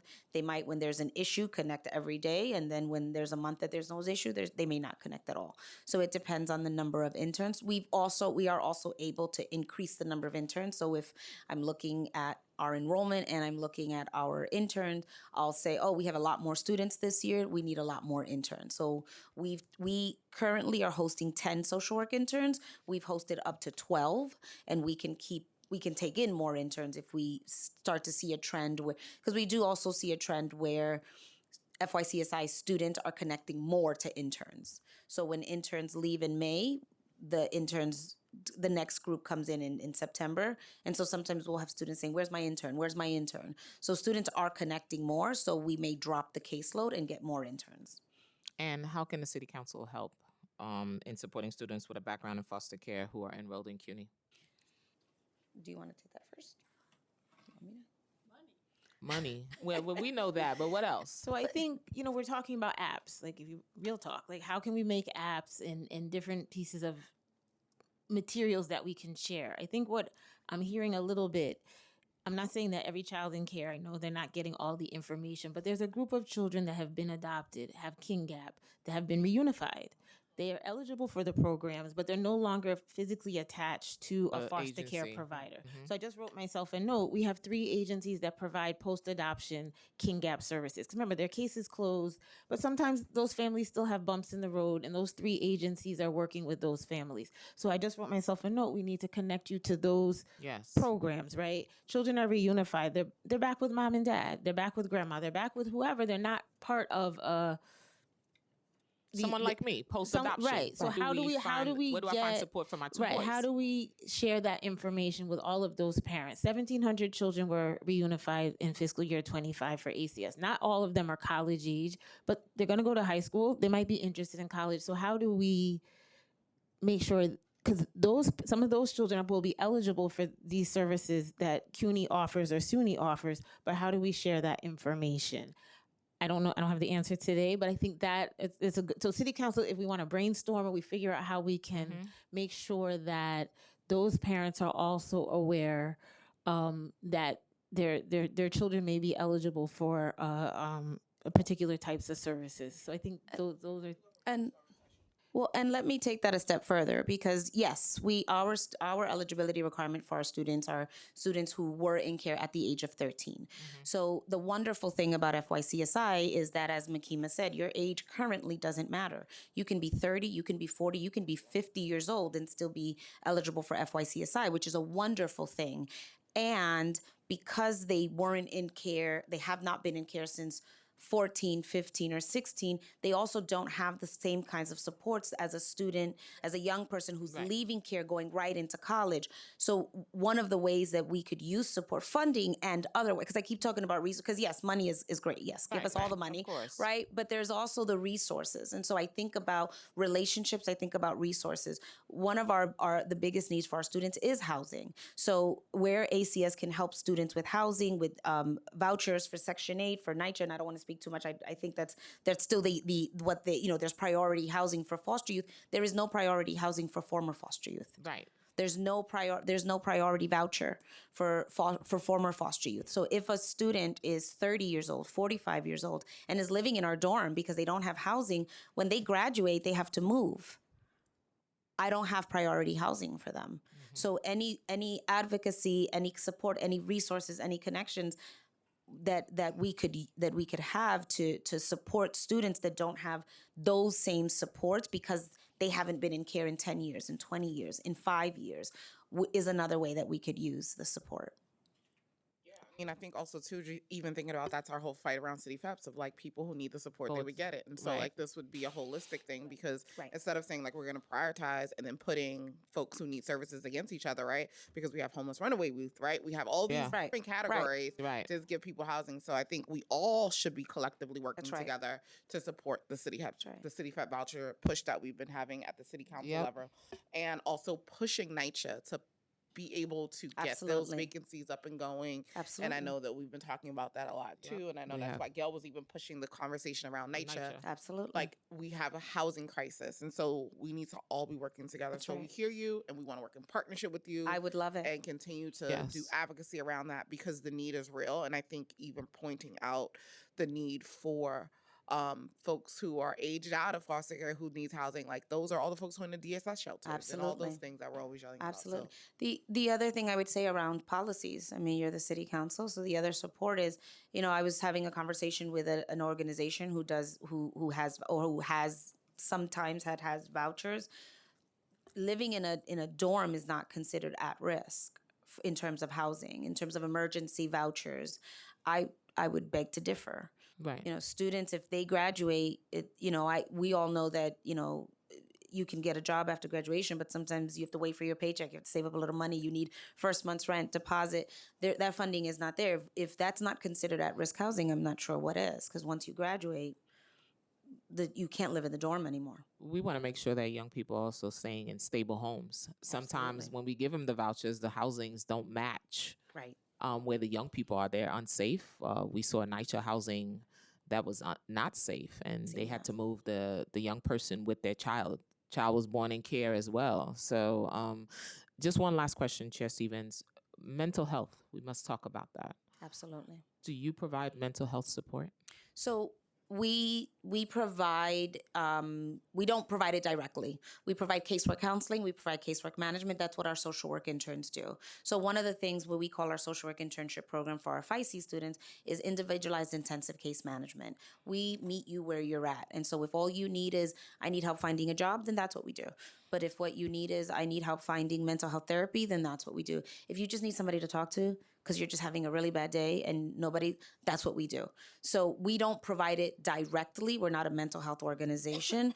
I am a social worker. I work with a team of social work supervisors who are all licensed social workers. We supervise social work interns. So the mental health is there, and we bring it into the work in our way of being in terms of mental health. But if a student needs mental health therapy treatment, then we will refer them out. And we often do. And we can start with our counseling centers at CUNY and then refer them out for long-term counseling and psychiatric services if they need it. How long is the wait? For counseling centers, it differs by campus. So we will use counseling centers or we will go outside of CUNY, whatever's first. There's also some organizations that specifically do mental health treatment for foster youth. There's an organization that I just got connected to that I'm in the midst of connecting to that does therapy through the arts, creative arts for former foster youth, for current and former foster youth. So I'm always out looking for friends. It's all what I always say. I can always use a friend. That's right. And so I look and see. Chair Stevens? Sure. Oh, look, my earpiece is coming off. All right. I just have a couple more questions. What percentage of foster youth and Fair Futures attend CUNY institutions, and what are the high school graduation and college enrollment and college persistence rates for youth participating in Fair Futures?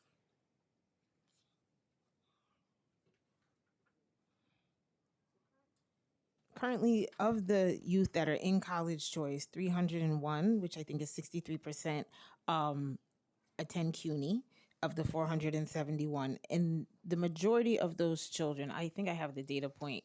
Do we have the data point? Receive Fair Futures. Sorry. So of the children that go to CUNY, 224, so 301 are in college choice, 224, thank you, Stephanie, are connected to Fair Futures. What specific supports do Fair Futures coaches provide to youth who are interested in enrolling in college, including assisting with college application, financial aid, college selection, and transition planning? So the Fair Future coaches will provide a lot of support. We work very closely with the Center for Fair Futures, and they do a lot of training and provide technical assistance on a variety of areas that are that a young person in foster care, housing, education, workforce. And so through their platform, they have access to the coaches can use this virtual platform, and they get information around college, the application process, college guides, so on and so forth. And so they're able to use that information while they're working with the young person. But in addition to the coach, as Sonia mentioned, the agencies have education specialists. They can support young people through that process, and also their case planner. Are Fair Futures coaches or staff involved in supporting students once they're enrolled in CUNY? And if so, how is that support structured? Yes, so Fair Future coaches continue to work with young people, you know, whether they're going to CUNY, SUNY, if they're not going to college, and they provide coaching, and they're really working on individual goals. It may have to do with their academic goals, their work goals. Maybe there's a goal around mental health, a goal around housing. And through this Fair Futures model, they are provided the support to help reach those particular goals. What is the current funding structure for Fair Futures, including the balance between city funding and private philanthropy? So Fair Future started in 2019, and that was a public-private partnership. At that time, the city invested about $10 million. And over each of the last few years, the number has increased. In fiscal year 23, that money was baselined at $30 million. So the city funds the program completely. That's not to say that each agency may have their own grants and other foundation support that supports their Fair Futures or their foster care programming, but the city increased the funding and baselined it in 2023.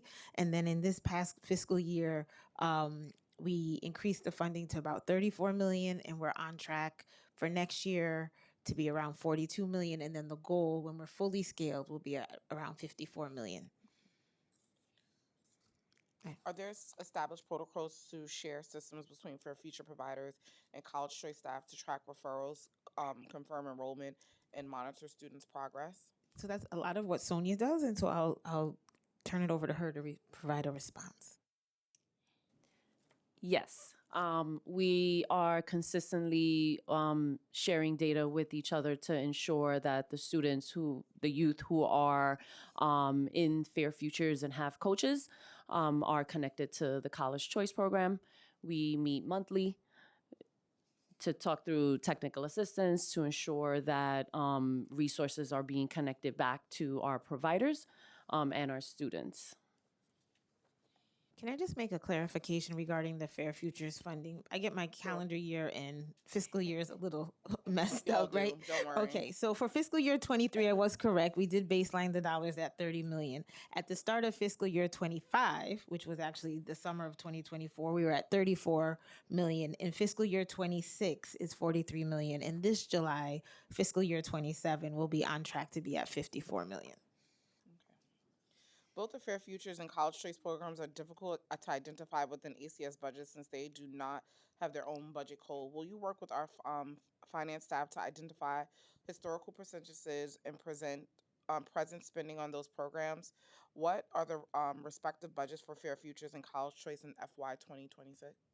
So the respective budgets for fiscal year 26 is $43,664,269 for Fair Futures, and College Choice is $15,698,921. And Those yes, are really specific numbers. Could you please email that? yes. Thank And you. so you didn't write that down. No. And yes, and yes, our finance team is willing to work with whoever to create budget codes. Thank you. It won't be me, but the finance team will do it. It won't be me either, but no. Thank you so much. Those are all questions I have. I had a quick question. If a student want to pursue graduate degree, what type of support is in place for them? So FYCSI does not support beyond the bachelor's degree, so we connect students as much as possible to whatever grants are out there. because we started under opportunity programs do have a GOP program, a graduate opportunity program. And so if we happen to have a foster youth that is eligible for a program such as that, we, connect them to that, or just any grants or resources that are out there for them. But unfortunately, the current funding for FYCSI is only until the bachelor's level. I lied. I'm back. um, as coordination between these programs has strengthened, what gaps remain in delivering historic supports for young people with foster care experience, particularly during key transition points in college? And I guess this is talking about Fair Futures and college success programs and things like that. In terms of gaps, I mean, I think we identified some, making sure everyone in care is aware of the program. So we have to make sure that the workforce, the case planners, and the coaches know about the program and know how best to reach out to others for help. I think we can also, continue to strengthen our coordination, making sure that all of the foster care agencies are involved in learning about the programs and the supports at CUNY, and then also college choice. Sonia, do you have other gaps?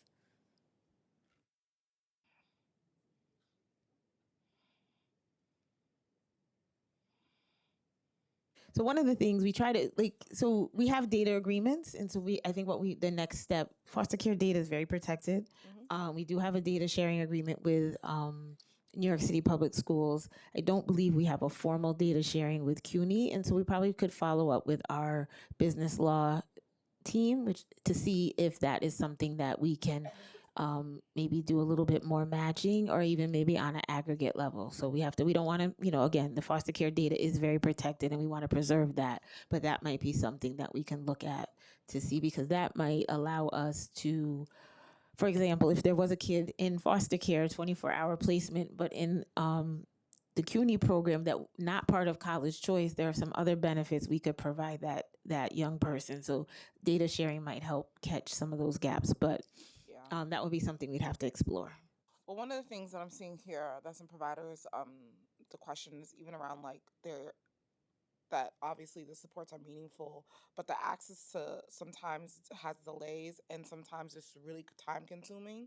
How clearly do young people understand the distinctions and purpose of each program? So like even the amount sometimes, and what changes would you recommend to ensure that support reaches students more quickly at a moment when it is most needed? One of the things, college choice is able to support as many young people because we really want to make sure that all of the financial aid, all of the scholarships are applied before we then, if we have to contribute. So that does create sometimes, because the bursar's office is like, right? But they're still waiting to hear from the Pell Grant and from this grant and this grant. And sometimes even family court will get involved, like ACS needs to pay, but we really have to kind of do this dance. And I know that creates anxiety for kids in school, right? Because you may be getting messages and emails. So that is something like we try to communicate and provide support during that nuance. And then, of course, making sure that we're still able to, and New York Foundling is our great partner in this work, is as, if there are challenges that come up, whether it's school, whether it's of an emotional or a social nature, making sure that we are providing those wraparound services as quickly as possible. Sometimes because they're living in a dorm, it's different than when you're in a foster care placement that someone might be, have eyes on you every day. So we have to just, make sure that we are able to support young people and they know where to turn if they have a crisis. I mean, even with that, and again, like they're saying, the provider is saying that authorization and verification, and handoffs can determine impact. But from your perspective, what are some common protocols and administration bottlenecks that slow down this process and supports? And I think you said some of it is like sometimes family court getting involved, and like it's, it's all these different things. Where are some places you think that can be streamlined to kind of help support that work, especially in these moments of crisis? Because it sounds like sometimes, although with all these supports and how it has all these good intentions, there's still a lot of bottleneck. And like we know that navigating college in general is crazy. Because I just remember it just always being like, oh, okay, I have another email. Oh, I'm getting kicked out. Like it. Like, and it's a lot. And Imagine so, going to school when there wasn't email, but yes, I understand. oh, we had email. I'm not that old. Dang. So what did they do? Send a letter? Like, what? How did that work? So Oh my! sad. I don't even remember, but we didn't have email. I I was know like, that where did they get much. that information? A letter sounds crazy. I know it's so crazy. A letter is like it's 7 days later. Now I'm like, what's happening? I'm sorry, young people. They're looking at us like, what do you mean? I know. Sometimes I wish the documentation wasn't needed. You're in care, you're in school, you're accepted. I think that the documentation piece for our young folks is grueling at times because they do have to navigate going into their bursar office and going to get their enrollment verification, and timelines sometimes don't match up. But I think because we at ACS are overseeing the application process, and through that RFP process, that's a new implementation this year, we're able to really work quicker with our providers and directly with the students when issues come up. We don't have contracts with the university offices to get that information on the back end, which is kind of like on my wish list. And so everybody can hear. The So wish maybe list of the yeah, your back wish end list is partnership, just yeah, send it to us and let it go. All fast. right, great. We're putting it out in the universe. But what we have done is develop partnerships with those respective offices at various universities. So if it made more sense for us to just do it on the back channel, why hasn't that been something that's been pursued? It's the same thing Ina mentioned in terms of the confidentiality. It's when our youth are in school, they are considered independent adults, and the communication, has to come from the student. There are FERPAs and HIPAAs that sometimes can help with that, but even dependent on the university, if that is in place, they still may say, back off. We need to speak to the student. The student needs to lead this charge. I mean, I get that students should lead the charge and we want them to be responsible, but like some of it sounds like it's administrative stuff that like we should really just be talking about, being like, here's the paperwork, they've been in care. This makes more sense. So hopefully we can like figure that out, because that sounds. And then just to piggyback on what Sonia said, the documentation is essential because we use that information for our claiming purposes. Like we have to verify that they're in care, and that allows us to then draw down Chafee funds and what other state dollars so that we can really continue to expand the program. So we can look at how best to streamline. We've done that a little bit in some of the other pieces of our work, not related to college choice, but just in general to make life a little easier for foster care providers so they don't have to send so many documents to us. So we can look at the process and see where we might be able to give some easement. Yeah. Well, those are all the questions I have for now. Thank you. Does college choice have slots, or it's on a rolling basis? So this year, our budget afforded 430 young people. So I mean, beginning of fiscal year 26 was July 1st of 2025. But as I mentioned, because not every student takes the same amount of money, we were able to serve 471 youth and stay within our budget. So some of those documents and those different things allow us to have a little bit more flexibility because now we're able to apply for more scholarships, more financial aid. So your balance might be zero, your balance may be, $1,000, and we're able to just serve. Well, maybe yours is zero too, but that just allows us so that when we have, students in universities where there is a balance, we can support them too. It's really important. College choice allows young people to have a choice. And just like, young people, some people want to go to this particular school, some people want to be someplace warm, some people are interested in anthropology. And so college choice does let young people kind of go where they feel like they'll excel the most. And so we want to keep that flexibility as much as possible. So there is never a wait list for students to get into the program? So no, for FYCSI, we accept students on a rolling basis. So we get most of our students at the beginning of the year, obviously, but then every month, OCFS is verifying eligible students because students can continue to apply throughout the year. So all the way up to like March, April, we're getting lists from students that are applying to the program, and we bring them right in. Once they are found eligible by OCFS, they're in. Okay. Thank you. Thank you. Yeah, we're done for real. Thank you. Thank you. Thank you for sharing. Yes. Yeah, they should. Okay. Yeah, all the way around the world. They don't pick you up. ACS need to scoop you up. Yeah, ACS. ACS. Somebody give this girl a job, please. She is. Yes. Oh, that's right. Thank you. Thank you.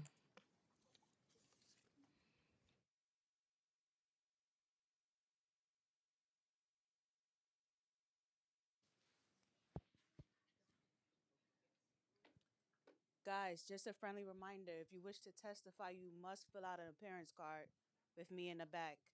So if you would like to speak, you need that appearance card. Thank you.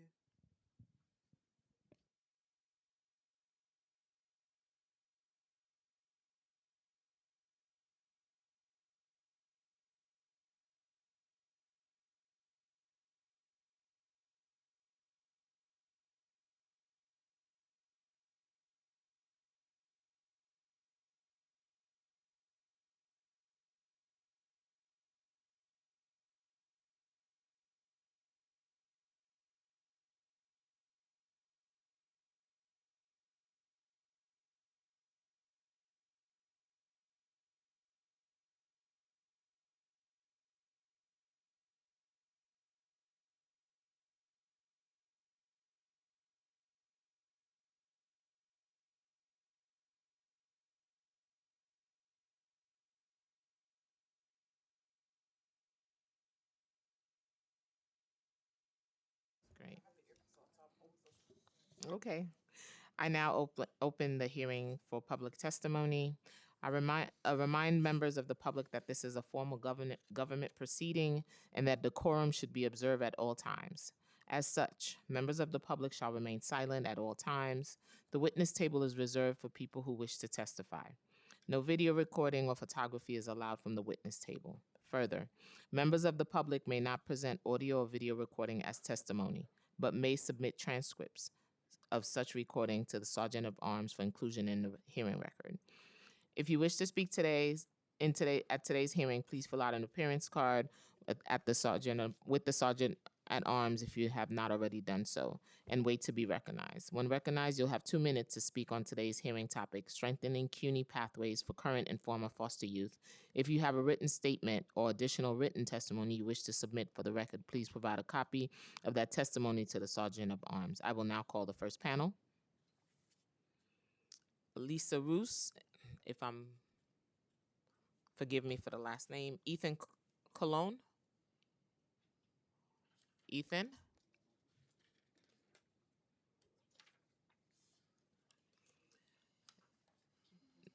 Najma Nicole Abraham. If I mispronounce your name, please forgive me. And Jalen Castro. Am I saying that right? Jalen? I'm trying to read it. Is there a Jalen Castro here? And Adam Reyes? Adam? This person is not here. Thank you.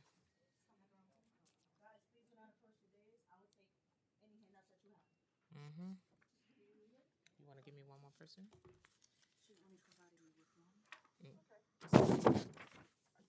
Ricochet. Are they a group?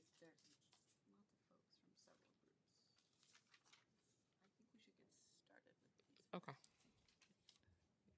You may start. Testing. Okay. Good afternoon, Chair Stevens and Joseph. Thank you for being here today. My name is Alyssa. I am a former foster youth who aged out of care. I am now studying for my biology degree at Berlin Hank Community College, and I am here today for the Foster Youth College Success Initiative, also known as FISE. While in foster care, I was enrolled in college. However, I did not have the support needed to succeed, which led me to withdraw from multiple semesters. At the time, I wasn't aware I was eligible for programs such as College Choice or FISE, so I never enrolled in them while in care. Without that support, college felt overwhelming. I struggled financially and emotionally, which hurt my ability to focus on classes. I wasn't having difficulty due to not prioritizing my education, but because I was navigating college without the built-in support systems that many students have. After enrolling in FISE last year, everything changed for me. For the first time, I had a support system that did not just disappear because I reached a certain age. I had access to people who believed in my ability to succeed and receive financial assistance to pay for leftover expenses. Without that support, I can guarantee right now I would not be enrolled in college.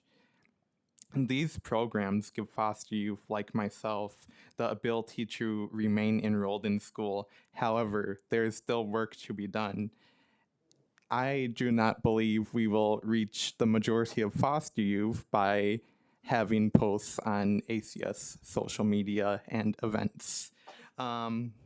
We must ensure foster youth are informed earlier by making signage of programs like FISE visible in places where they spend the most time, such as group homes and foster homes.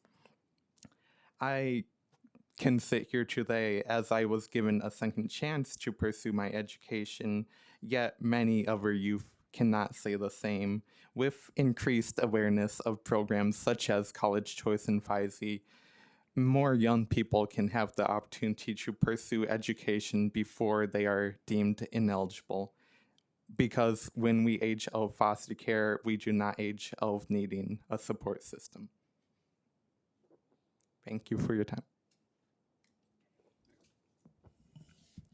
Good afternoon, everyone. My name is Ethan Colon. I'm from the Bronx, and I want to share how Youth Action Youth Build program has impacted my life and our community. Youth Build programs like this one giving young adults a real second chance, and we are asking for $2.1 million in city funding to support Youth Build programs citywide. I first heard about Youth Build from my mother.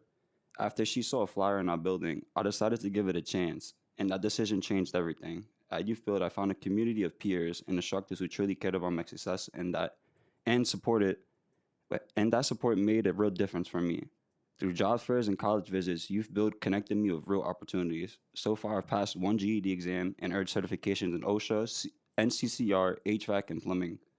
At one point, it felt like I was running out of chances, but Youth Build gave me another opportunity, and I'm so grateful for the doors that's opened for me.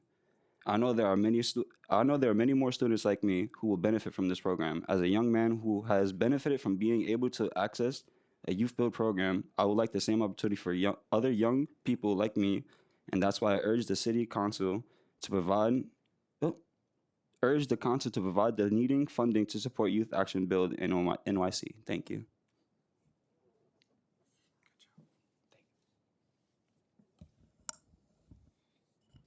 All right. Good morning. My name is Najma Nicole Abraham, and I am a case manager and transitional coach for Youth Build North Brooklyn.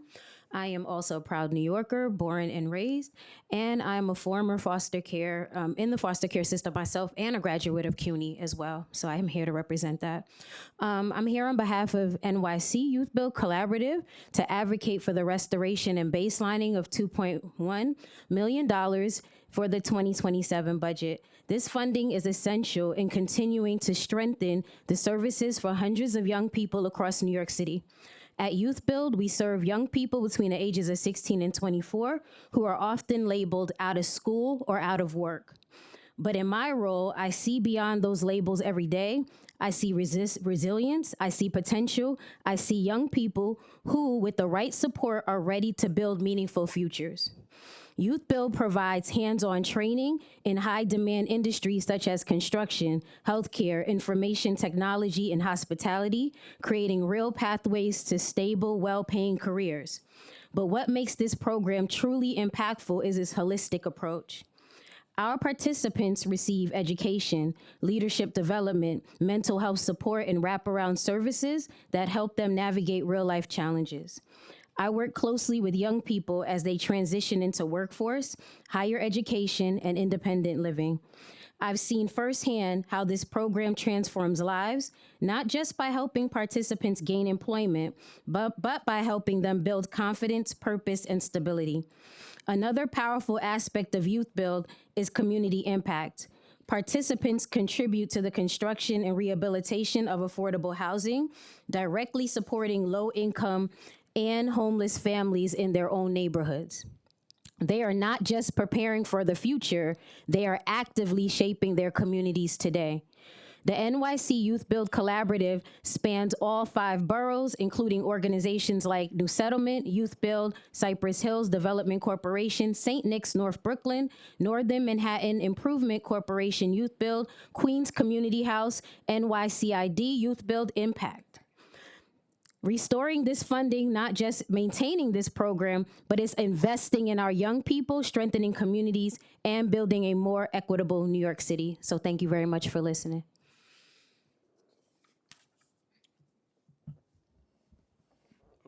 Hello, my name is Adam Reyes, and today I want to talk about what being part of Youth Build means to me.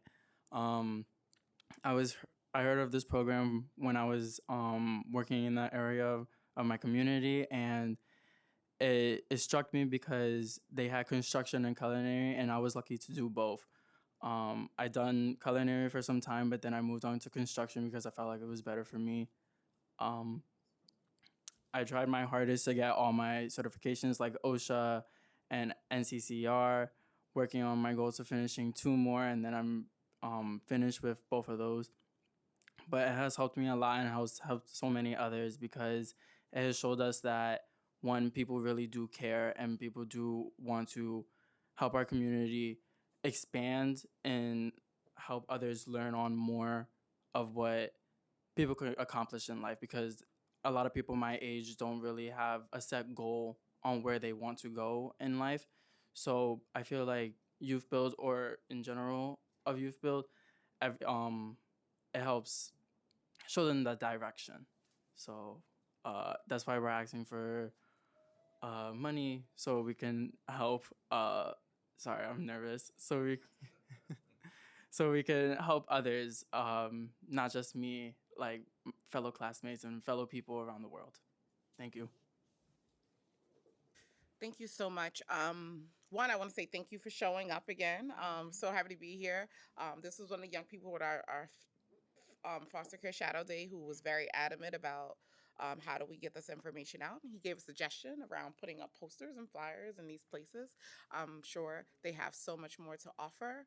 But I want to make sure we remind, I know Youth Build is here and the coalition had a hearing today, but we want to make sure we're staying on topic of what the topic is today. What is it? Strengthening CUNY pathways for current and former foster youth. And so we want to make sure we stay on topic. And so I know with Youth Build requesting their money, we do have a executive budget hearing come up. And so want to make sure that you guys come to that as well. So thank you. As Alyssa mentioned earlier, not all foster youth are living, so there's group homes as well that sometimes we discount and we forget. So group homes, and what was the other location you wanted us to have information? Foster homes, but realistically, it should be any like facility contracted under ACS or OCFS, I believe. Okay. In my opinion. And your opinion is good because you've lived the experience. So thank you for that, Alyssa. And we see them sometime. When do we see our foster youth again? They'll actually be here May 20th. Yes. Yeah, May 20th. We see our young people again. So thank you for being here. Of course. Yeah. So thank you all. Thank you. And we should Thank see you on you. the executive budget. That's where you make your financial ask. Okay. Okay? Thank you so much. You're very welcome.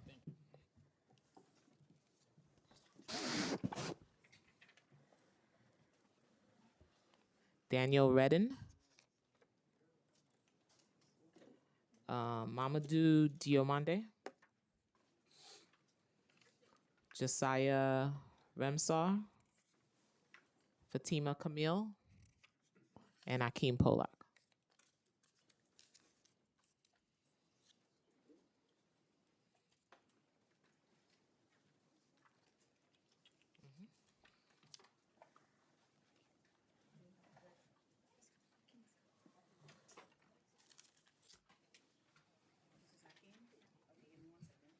Akeem?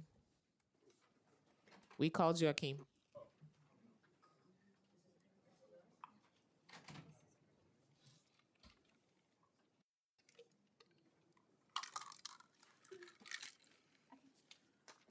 Thank you.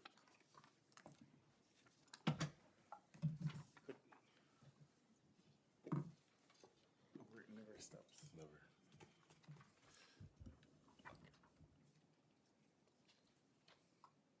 Thank you. Yeah.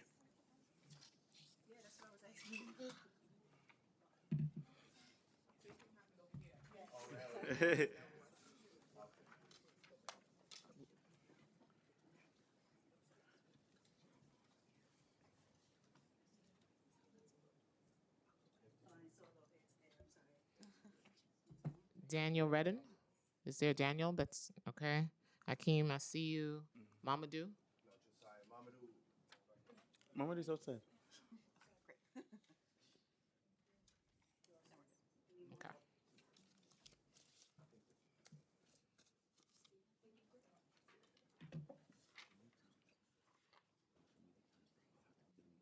I think I have this one already. I have this. I have this one already.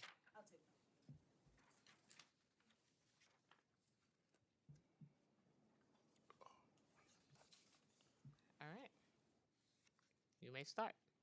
Oh, he'll start first. Good morning. Okay. He's the boss. Okay, boss. Yeah. Good afternoon, members of the Higher Education and Children and Youth Committees. My name is Akeem Polak, chairperson of the CUNY University Student Senate and CUNY trustee, representing more than 240,000 students across 26 campuses. The University Student Senate is the official representative body of CUNY students and exists to elevate student voices directly to policymakers. That responsibility includes advocating for students who are too often overlooked, including current and former foster youth across the CUNY system. Students with foster care backgrounds are part of the broader CUNY student body, yet many enter college without the family, financial support, housing stability, or emergency safety nets that other students may rely on. They are often expected to navigate higher education while also managing basic survival needs. From a student government perspective, this is not about special treatment, it is about equitable access to the same opportunity every student deserves. We know students do better when they have consistent and high-touch support system. Across CUNY, programs such as SEEK, ASAP, and ACE have demonstrated that students succeed when they are connected to advising, mentorship, and people who understand their circumstances. For example, for students who have already experienced instability or trusted relationships or consistent support, they can be just as important and they will also receive financial assistance. Just as important as financial assistance, these things are important. Housing stability must also be recognized as student success issue. USS has consistently highlighted housing insecurity and unmet basic needs as barriers to student retention and graduation. For current and former foster youth, year-round housing can often mean the difference between persistence and dropping out. Transportation affordability is another major barrier. Without family or financial support, many students risk missing classes, advising, and essential services if they cannot afford transit. As we discuss pathways for foster youth, access must come first. We have our pilot program that we've been advocating for a while, and interestingly enough, we do have an allocation, I think around 5 to 10% for foster youth. This need for coordinated support has also been recognized beyond CUNY. In the 2022 Center for an Urban Future Report, City of Aspiration, 150 Ideas for Building a More Equitable New York City, leaders highlighted the importance of creating private sector internships for transition age youth, noting that young adults currently or formerly in foster care disappropriation, I don't know that word, high employment and housing instability.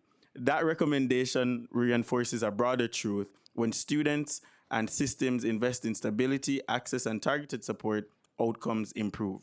The USS urges the Council to continue prioritizing current and former foster youth in higher education and to continue supporting stronger coordination between CUNY, ACS, and housing systems to elevate foster youth needs within broader student basic needs discussions, and to recognize programs like CSI as models that work when institutions collaborate. Thank you. And so sorry about not saying that word. You're fine. Yeah. Good afternoon. Excuse me. Yeah. Good afternoon, chairs and the Committee on Higher Education and Children and Youth. My name is Daniel Redden. I am the former chairperson, the predecessor of Akeem of the University Student Senate and trustee emeritus of City University of New York. Currently, I work on the CUNY Beyond Initiative in the CUNY Central Office. But before any of that, I was a foster kid, born to Nigerian immigrants in Van Dyke Public Housing in Nycc. And there's a pre-FYC CSI and there's a post-FY CSI. That's how important and that's how much this program meant to me. It means to me. When I first got to CUNY, I was in an online institution, CUNY SBS, and I received an email about the program and the offerings and how it can help students like me who are independent, who don't have a social support net, just getting out the mud. And what Shirley DePena and her team did for me is something that's invaluable, that goes beyond mere dollars or financial. It's a pathway, a crack in the door for a student like me to rise and be the student trustee and representative for 250,000 students, and to work currently in the Youth Advisory Board of the Office of Children and Family Services to give back. But if it wasn't for her program, the financial support, the mental and financial slack that woman gave me, and when I sat in her office and met with her, she spoke to me not as a foster kid or someone whose past is a problem that needs to be solved, but a human being. And she asked me, she said, "What can I do to help you? How's your living situation?" I'm living in squalor. You know what I'm saying? I said, could be better. And she said, "Daniel, here's a list of schools that, have campuses and with dormitories at CUNY. Choose one. We'll help you." That changed the trajectory of my life. Your environment means so much to what you come home to. Right now, I come home to people jogging and walking dogs, and Brownsville's a much different reality, as some people would know.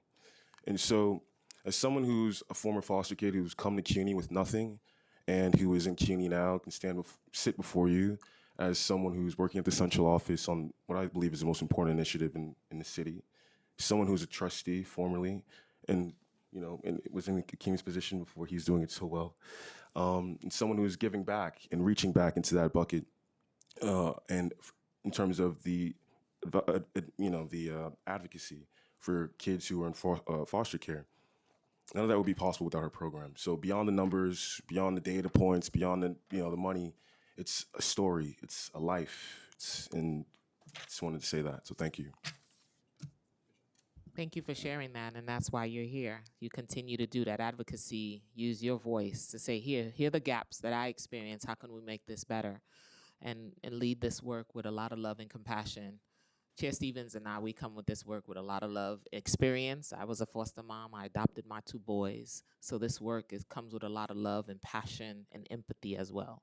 So thank you for always lifting your voice. This was a teary day today. Good job. In a good way, in a good way. In a real way.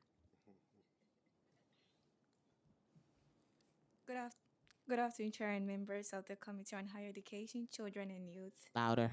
Okay. Okay. Good afternoon, Chair and members of the Committee on Higher Education, Children and Youth. My name is Fatima Zahara Kamil, and I serve as the Vice Chair for International Student Affairs in the CUNY University Student Senate, representing international immigrants and undocumented students across our campuses. As an international student myself, I understand what it means to navigate higher education while balancing financial pressure, uncertainty, and limited access to opportunities. Many of the students I represent face even greater barriers not because they lack potential, but because systems were not designed with them in mind. While today's hearing focuses on foster youth, I want to highlight that many of these challenges, including financial instability, housing insecurity, and lack of consistent support, are also deeply shared by immigrants and undocumented students. Students face limited access to financial aid, barriers to internships and career pathways, and mental health challenges tied to uncertainty. Yet, despite all of this, they continue to show up, succeed academically, and lead within our communities. CUNY has opened doors for so many of us, but to truly fulfill its mission, we must ensure those doors remain open, accessible to all students. I respectfully urge the Council to expand financial and emergency support, create more inclusive career pathways, and strengthen campus support systems that are culturally responsive and accessible regardless of status. I have seen firsthand how simply feeling seen and supported can transform a student's journey. Investing in these students is not just about equity, it is about investing in the future of New York City. Thank you.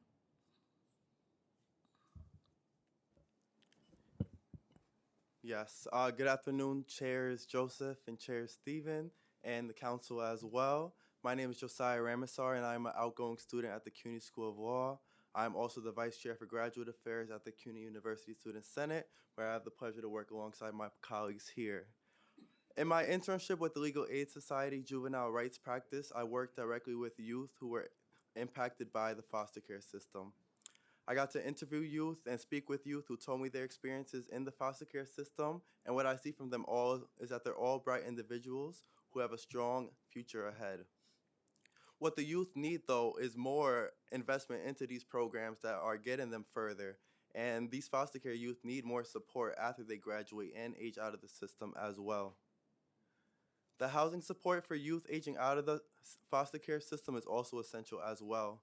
We don't need any more youth aging out of the foster care system and going into homelessness. I recall a shocking stat last year that over 150K children in New York City experienced homelessness or houselessness. Education is a driving force that can change someone's life. Investing more into housing programs or other support essential programs for foster care youth going forward is necessary. Investing in CUNY students who went through the foster care system and will also level out the gap that exists as well. These days, more than an associate's or bachelor's degree is needed in this economy, and we need to support our foster care youth in their graduate studies as well, I will say. Thank you so much for your time, and yeah, thanks. Good afternoon, Chair Joseph, Chair Stevens, and honorable members of the Committees on Higher Education and Children and Youth. Thank you for the opportunity to testify today on the importance of strengthening pathways for current and former foster youth across the City University of New York. My testimony focuses on the progress that has been made through existing programs and the persistent gaps that remain, and the urgent need for stronger coordination, expanded eligibility, and sustained investment to ensure foster youth can not only enroll into CUNY, but graduate and thrive. So we already heard all of the metrics and all of the numbers from ACS. We heard the numbers from CUNY, and I'm just going to give the recommended actions because we don't want to waste any more time. Despite these efforts, significant challenges still remain. Coordination between CUNY and ACS is often uneven, like the chair mentioned earlier. Data sharing is limited, and students frequently experience confusion about which supports they qualify for and when those supports end. Number one, expand FYCSI eligibility, including eliminating the age 13 foster care requirement and allowing continued support through degree completion to ensure that no student is left behind. Number two, strengthen coordination and data sharing between CUNY and ACS to ensure seamless, proactive, and support as students transition into and through college. Number three, ensure year-round housing stability. Number four, support dedicated foster youth liaisons on every CUNY campus with clear accountability and consistent long-term funding. Use outcome metrics that reflect student success holistically, including retention, graduation, housing stability, because these are all factors that will encourage or discourage, especially somebody who's been in foster care. Um, so my conclusion is foster youth are not asking for special treatment. You know, this is a prime example. They are asking for a fair chance. When given stable support systems, clear pathways, and institutional commitment, foster youth can succeed. The cost of inaction is not measured in dollars, but in the lost potential of brilliant young people. With the right support, will be our city's future leaders and innovators. I urge you to treat this not merely as an oversight item, but as a commitment to share accountability. We have the roadmap. Now we need the political will to finalize the destination. Thank you. I think all of that is here. The commitment is already here. The two chairs committed to the hip with this work. Transparency, oversight, that's never a question for us. Yes, ma'am. It's how do we work together to make sure we're filling in the gaps. That's always been the work for Chair Stevens and I. That's why we always want to sit and have roundtables and meet and talk about the gaps that you mentioned. Make sure you email those recommendations to us. Those are good working points that we can start. And there's also confidentiality. There's laws around those things. How do we navigate around those spaces? And I think the Deputy Commissioner mentioned that. Now they got to go back and talk to their legal team and be like, okay, how do we share data? So all of that work comes into play, but being here today to testify so we can see is a starting point as well as folks who are also impacted by the system. That's why I allow Ms. Wallace earlier to testify first. We usually do our hearings. We want to hear from the folks that are impacted by the system. How can we help them? How can we support? How can we sit around? This is not the first and last hearing. You'll be seeing us again and again having these conversations. And next month, we have a Foster Youth Shadow Day. The Foster Youth come here and we tell them it's their voice that guides this work for us. Just so you know. Thank you so much.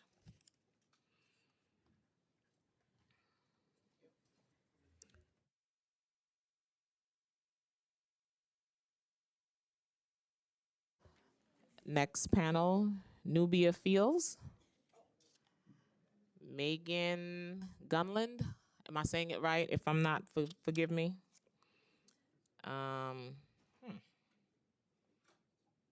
Ewens?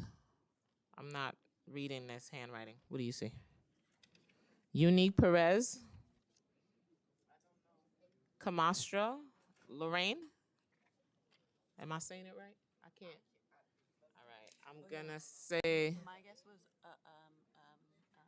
Awaris. They're from Forestdale. It's from Awanis from Forestdale. Am I saying the name right? Oh, okay. Okay. Have a seat.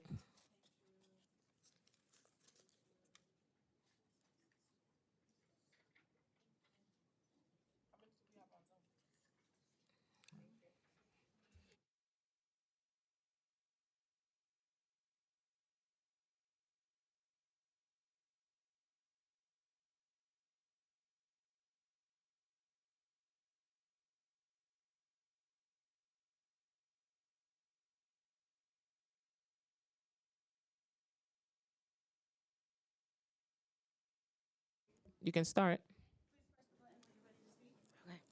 Good afternoon. My name is Megan Grunland. I'm a lead college success advisor at Children's Aid. In my role, I support people who are currently in or have previously experienced foster care as they work towards success in college. A critical part of that success is access to safe and consistent housing. We greatly value our strong partnerships with ACS and CUNY. About 65% of the college students we serve attend CUNY schools, and many rely on CUNY dorms for year-round housing. Campus housing provides stability, community, and independence, especially for students who may not have a family home to return to during the breaks. However, we continue to see policies that unintentionally place students in destabilizing situations. For example, this summer, the Towers at City College requires students to enroll in a summer class in order to remain in campus housing. At the same time, ACS's College Choice program, which has been pivotal in expanding college access for youth in foster care, requires students to engage in professional development during the summer, such as employment, internships, or coursework. One student I work with is graduating this May from a 2-year CUNY college and transferring to a 4-year CUNY in the fall. Because of the summer enrollment requirement, he is now at risk of losing his housing over the summer. Without an appropriate alternative, he may be forced to move to a temporary placement for just a few months, disrupting the stability at a critical transition point. When housing realities and program expectations are misaligned, students are forced to choose between remaining housed and pursuing opportunities that support long-term success. For young people who have already experienced instability, these disruptions can be deeply harmful. Children's Aid is grateful for our strong partnerships with ACS and CUNY, and we stand ready to work with them and the City Council to better align summer expectations so that students can remain housed while building their futures. I do have an update on this student that I mentioned. Thank you to Shirley and Feisy. As of this morning, the student will be granted an exception to be able to stay at the towers this summer. So thank you for the opportunity to testify.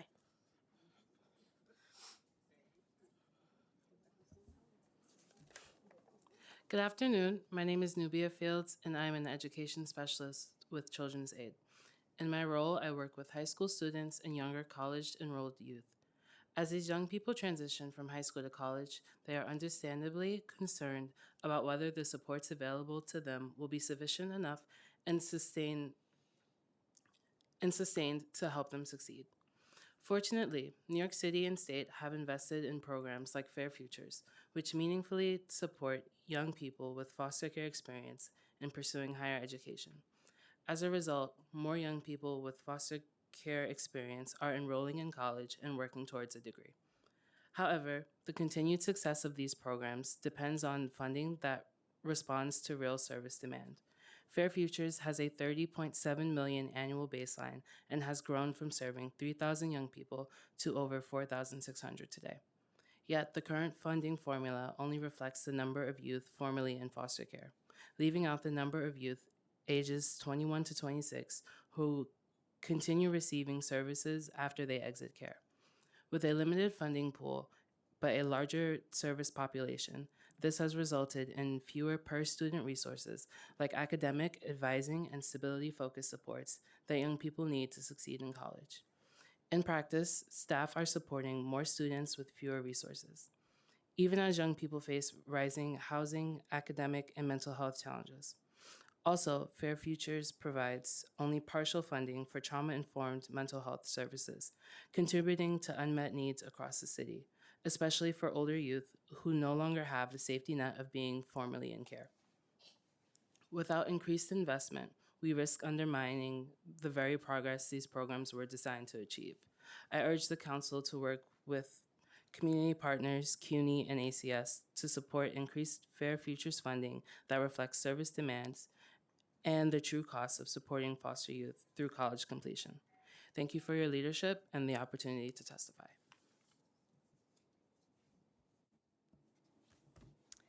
Good afternoon.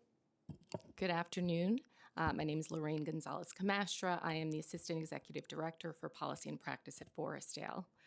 Thank you, chairs and members of the committees, for the opportunity to speak today on behalf of Forestdale. For more than 172 years, Forestdale has stood with Queens families during their most challenging moments, ensuring that children grow up in safe, supported, and surrounded by the people who love them. Today, the message I bring is simple and urgent. Higher education is one of the most powerful tools we have to break patterns of instability for young people in foster care. A college degree doesn't just open doors to better jobs, it expands a young person's lifetime, earning potential, strengthens their financial independence, and creates the foundation for long-term stability. When foster youth succeed in higher education, they are not only changing their own trajectory, they are disrupting cycles of transgenerational economic hardship and building a new legacy of opportunity for the families they will one day lead.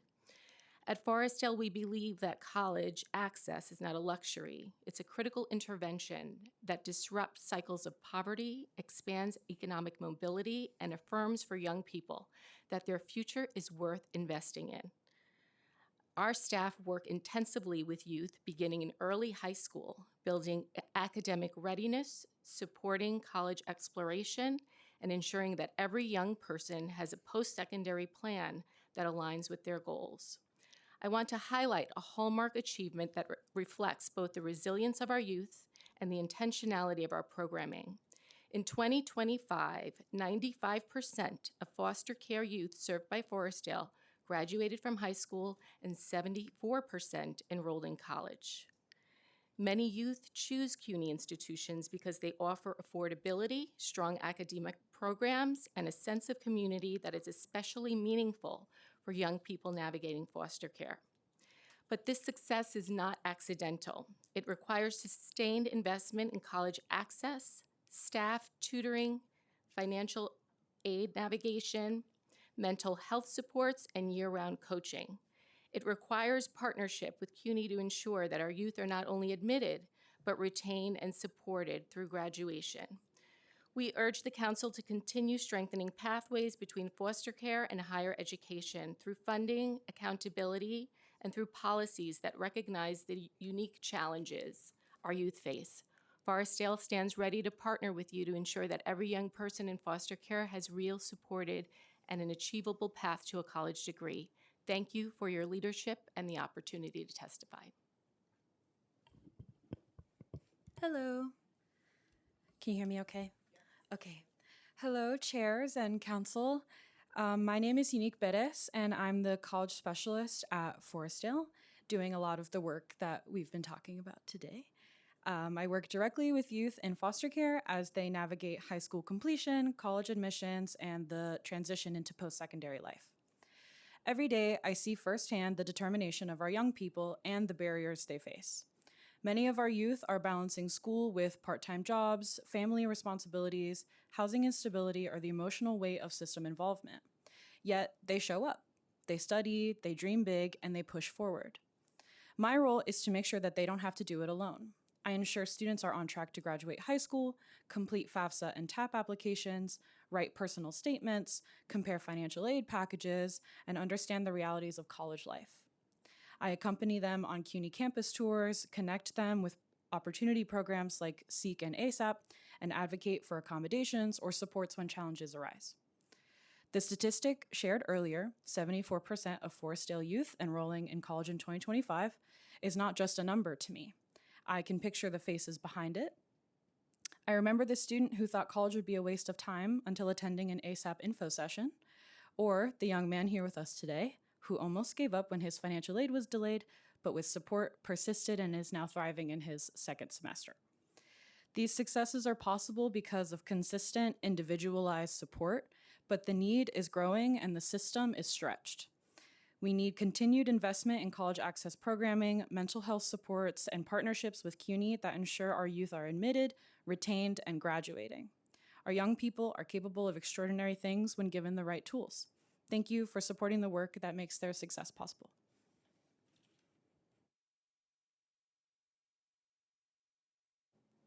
Oh, can you hear me? Oh, can you hear me now? All right. Hello, chairs and members of the council. My name is Awayston Waz, and I am a youth in foster care and current student at BMCC. I'm here today to highlight the real-world impact that programs like FYSCI and College Choice have had on my life. Um, so when I was a child, I really wanted to go to college, but when I entered foster care a few years ago, it became less of a dream and more of a chore. And I was unsure if I would be able to meet the academic demands of higher education, but I was also eager to prove myself. And the staff at Forestdale gradually made it seem less of a future headache for me and more of a chance to do what I always wanted to do. And after applying to CUNY, filling out financial aid forms, and with help, refining my goals as a student, throughout this first year of college, I've slowly gained confidence in my own ability and worth. And since then, I've only aimed higher than before. College has been a little challenging still, and being a youth in care and a full-time student is a difficult experience. Um, but having adequate support and safety nets, people like Shirley and FYSCI and my college specialist Unique and staff at Forestdale and um, college choice program has really expanded my world and given me more faith in my own dreams. And I feel a sense of direction in my life, and I feel like I can accomplish anything that I put my mind to. And being at CUNY has been a really positive experience. I've met like-minded people. I can take classes whenever I want, and I can study in a way that works for me. I'm a human services major, and I'm hoping to become a program director in the future and help people like me and, lead by example for other people. And I'm here today to ask you to keep supporting programs like FYSCI and College Choice that help people like me, because I believe that we all have the ability to succeed and reach the same heights as other people.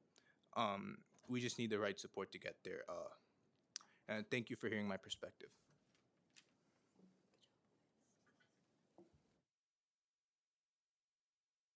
We'd like to recognize Councilmember Dinowitz. Do you have any questions? Thank you.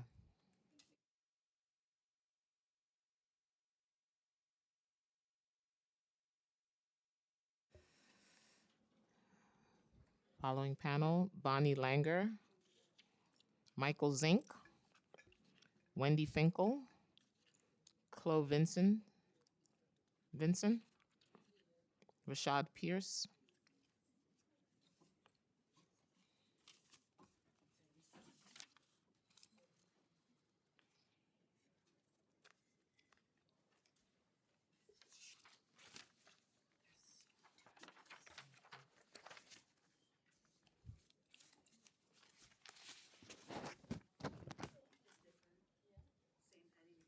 okay.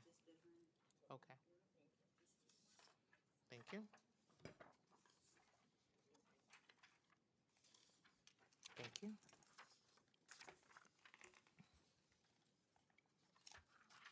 Thank you. Welcome. All right, you may begin. Thank you, Chairs Stevens and Joseph and members of the council. My name is Michael Zink, and I am the co-executive director of At the Table, a nonprofit founded in 2020 that provides long-term personalized college tutoring, advising, and wraparound support to 160 students with lived experience of foster care. Thank you to Makima for the shout out earlier. We never reject or eject students based on their grades, academic standing, age, or how or when they left foster care. More than 50% of the college students in our first two cohorts have already earned degrees, and many more are on track. We are led in this work by a board of directors majority composed of people with lived experience of foster care. At the Table works closely with the FICE program at CUNY, where 85% of our students attend, and we're the higher education training partner for Fair Futures. I previously led educational services at the Foundling, where we helped launch the program that became College Choice. And these new programs represent incredible progress, but there remain major opportunities for growth. I'll share a couple here, and we will be submitting more extensive written testimony. First, there is an immense gap in the quantity of support available to students currently in foster care and students formerly in foster care. To give one example, the College Choice program excludes any student who leaves foster care prior to enrolling in the program. This means that if a student ages out of foster care before they are able to start attending college, or if they are adopted at the age of 17 and attend college at 18, they are fully and permanently ineligible for tens of thousands of dollars in funding. While FICE is a critical resource for students who have left foster care, it is funded, as you heard, at a tiny fraction of what College Choice gets. And whether by extending College Choice eligibility or by matching state funding for CUNY's FICE program, the city should work to ensure that no one has to choose between permanency and robust college support. Second, for students currently in foster care, the College Choice process must be simplified and made more accessible. To give one example, the program now requires all participants to earn at least 65% of their attempted credits starting in their very first semester, a separate and higher standard than what is required by TAP and Pell Grants. So a student who takes 5 classes, withdraws from 2, and earns Bs in 3 in their first semester would be in good academic standing in college, but they could find themselves on college choice probation. This standard should be loosened particularly for new students in the program. And lastly, the onerous documentation requirements for college choice can and should be streamlined. New York State's ETV program for youth with foster care experience has an independent contractor that verifies student eligibility directly with each college where they attend. Meanwhile, college choice students are each individually screenshotting their school's academic calendars to upload as PDFs up alongside many other documents every semester. A CUNY ACS MOU, as well as a thoughtful reimagining of what documents are actually needed by ACS, would vastly reduce the burden on students. To be in foster care or to have experience of foster care should not mean that you have to swim through paperwork towards the opportunities that you deserve. Thank you so much for your time.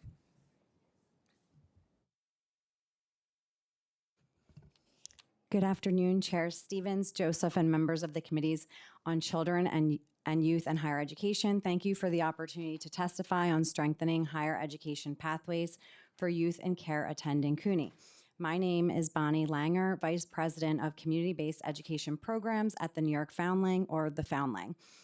For over 155 years, the Foundling has partners with communities to support stability, independence, and well-being for more than 30,000 individuals annually across New York and the island of Puerto Rico. Our work spans education, child welfare, health, behavioral health, developmental disabilities, and justice systems with a strong focus on improving outcomes for youth in foster care. The data is clear. Only 4% of youth formerly in foster care earn a bachelor's degree by age 26, and many face barriers to employment and long-term stability. Most enroll in community colleges with limited support, and few complete their degrees. This is why targeted, sustained interventions are critical. College Choice Support Services, developed in partnership with ACS but born out of the earlier dorm project, provides comprehensive support to youth in care pursuing higher education. Since redesigning the program in 2022, we now support 125 students with college applications, financial aid, advisement, tutoring, and career counseling, ensuring not just access, but persistence and graduation. We have worked with 138 colleges nationwide, including 20 CUNY campuses. We also work with students in international study abroad programs. Each year, we process over $4 million in tuition and housing payments for more than 400 students, as my colleagues at ACS shared earlier, helping prevent disruptions in enrollment. Complementing this work is our Road to Success tutoring program, a trauma-informed tutoring initiative serving nearly 700 youth annually across 19 foster care agencies in Road to Success. Road to Success addresses academic gaps caused by instability and trauma through individualized one-on-one tutoring.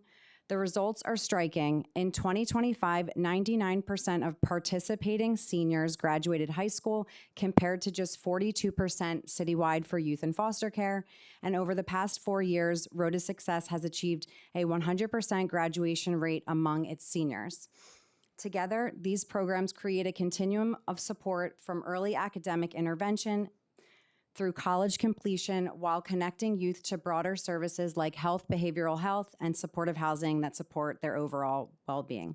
Building on this success, Road to Success has expanded to serve justice-involved youth, prevention programs, and Mott Haven Academy Charter School, with plans to reach young people experience homelessness and further scale this model.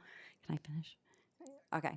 Youth in care are capable and resilient. With the right support, they succeed. Continued investment in programs like College Choice and Road to Success is essential to improving educational outcomes and strengthening the city's future. We urge the council to sustain and expand funding for these proven models. Thank you for your commitment to New York City's youth.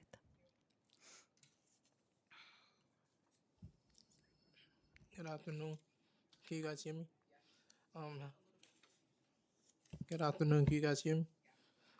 Hello, good afternoon. My name is Rashad Pierce. I am currently a foster youth. I often feel like my voice wasn't heard Coming into JCCA, I deal with a lot of transformations, especially the change within my case planning team. I didn't always know how to speak up for myself nor navigate the system around me. JCCA Leap gave me an opportunity with support and guidance I needed to better understand my rights and how to advocate for what I needed. They created a they created a space where I felt I can be listened, respected, and engaged to support my goals and concerns with no fear. I figured, excuse me, I struggled with my previous schools and grades reflected that. Throughout, throughout their education services, JCCA LEAP has stayed with me on track, finding the right schools and feeling more confident in my academic journey. I received support with planning, stayed organized, and understanding what steps I needed to take to reach my goals. Wherever I felt unsure, there was always someone to guide me and help me solve my problems. That consist made a bigger difference and helped me stay motivated and during challenging times. Because of JCCA, I've grown into someone who I felt confidently speaking up and advocating for myself. I no longer feel alone when facing challenges, and I know how to express what I need to in order to succeed. Their support helped me not only with my education but also building confidence and finding my voice. Now I feel empowered to keep pushing forward to take control of my future. Thank you for listening.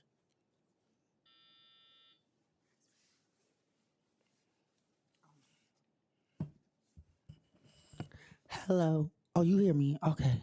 My name is Chloe Vincent. I am a youth in care at, at JCCA, and I feel like the program I'm in, Fair Futures, is like really helpful to me as I like age out of like care and stuff and started like living on my own because I feel like they really helped me like as I learned to like be independent and learn to live on my own. Cause to be honest, when I first heard about living on my own, I was kind of like scared because I was like, what horror movie y'all trying to put me in? Cause I didn't really like the idea. I wasn't used to it. So like, but I feel like as I got into it, they made things like easier. And when I did it, I was like, it ain't that bad. Like, you know what? This ain't a horror movie. This is actually fun. It's nice. So I feel like they help provide me with stuff. Cause I'm not gonna lie, living on your own is a different language. Cause they started like, when them bills come in and all them stuff. Ye- Yeah, yeah, I started seeing certain things like when I saw bills, I had to call like my youth coach because I was like, "What is this? Like, what does this mean? Like, they talking money and a bunch of zeros. I'm like, do I owe or do they owe me? Like, what is happening?" So, but I feel like it was good to have someone to call and to help me, like so I don't just lose it. So I feel like programs like that is very helpful. Even other things like trying to figure out like other stuff like school and stuff. Well, in my area, I feel like it's a little was a little tricky for me. I will say one thing I could like would have liked to see more is like they had because my experience a little different when it came to okay my ex- my experience was a little different when it came to like the school route. Like I wasn't someone who wanted to like go to like school. I'm someone in the arts, so I wanted something more programs or like places where it was like art programs, and I feel like when I first like became of age, there wasn't much people who knew things like my route. Like they knew the usual route, the usual school. So I wish I had like people who know like knew more art programs or things to put me in to help me. Like cause I eventually found like certain things cause I engaged in other like things in my field, but it was a lot of like self searching. like just wish like maybe other youths coming after me could have like more people who like know, yeah, more things for them so they can also know like where to go to. Because then when I started finding out certain programs, I was a little older, so certain things I would apply for kind of reached my age limit, and it was like, oh, so it was a little harder looking for certain things. So I just wish that process would be easier. So yeah. More creative space for creators, right? Yeah, Yeah. from yeah, more people who I feel like choose a different route, because I feel like different people have different things, and Right. certain people want to go to college, certain people might want to do trades, and I feel like, Yeah. or other programs, but so other people who have those who choose a different route, like they know where to go, they don't just be like, well, I don't know what to do, or I'm just gonna sit in lounge, like they like have more research, because sometimes you just don't know and you just have to do it on your own. Like me, I had to like do it on my own, but yeah. Got it. Very helpful. Thank you. You're welcome. That's helpful for me too. You shouldn't have to do it on your own. Good morning, chairs Joseph, Stevens, and members of the committee. Thank you for the opportunity for our JCCA youth, Chloe and Rashad, to testify. Every year, I am, I'm Wendy Finkel, Vice President of Strategic Partnerships at JCCA. Every year, JCCA foster youth tremendously benefit from CUNY pathways. CUNY colleges are less expensive than private colleges, and our students generally attend at no cost with the help of New York State Tuition Assistance Program and federal Pell Grants. ACS's College Choice Program also reduces financial concerns, allowing foster youth to reduce stress and focus on their studies. Youth receive $60 per day for every day they're enrolled in college. These funds are used for meals, room and board, books, and other college student expenses. ACS's College Choice Program also provides a tutor, someone to check in with the youth for support, and navigate housing subsidies, giving the young people flexibility to meet their needs. For example, one JCCA youth preferred to live outside the dorms near campus, and College Choice Program now supports these choices. JCCA does have current and former foster youth who benefit from these programs and grants and choose to attend college away from home, and we support every child's choice.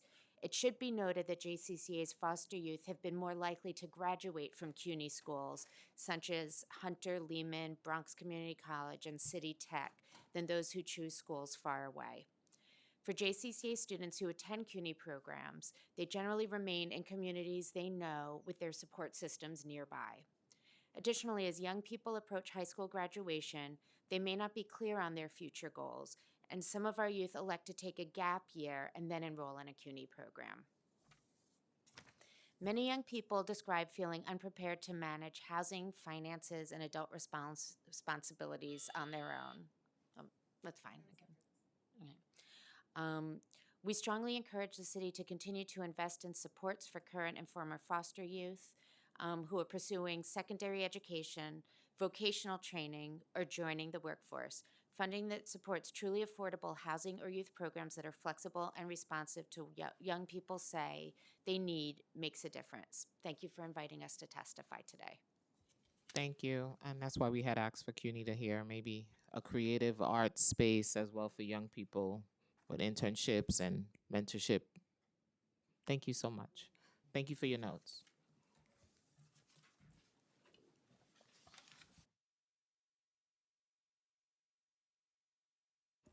Jacqueline Goodman and Josiah Gilbert.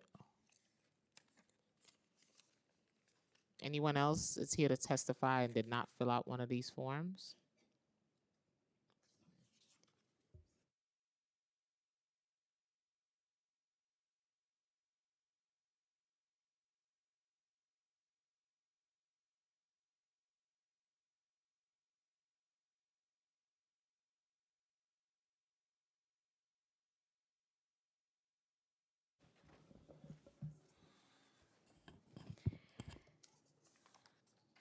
My name is Jacqueline Goodwin, and I'm an attorney with the Legal Aid Society Juveniles Rights Practice. We represent the majority of youth in family court across the city who are in foster care, including those nearing or entering adulthood, many of whom choose to go to college. I want to note we are submitting more complete written testimony in addition to my remarks today. Young people who have experienced foster care are nearly 5 times less likely to complete 2 or 4-year degrees than students in the population as a whole. These youth face significant barriers to educational success and must persevere to get to the point where college enrollment is even a possibility. Young people who have experienced foster care often lack stable support systems and face frequent school and placement disruptions, leading to learning loss and fragile academic foundations.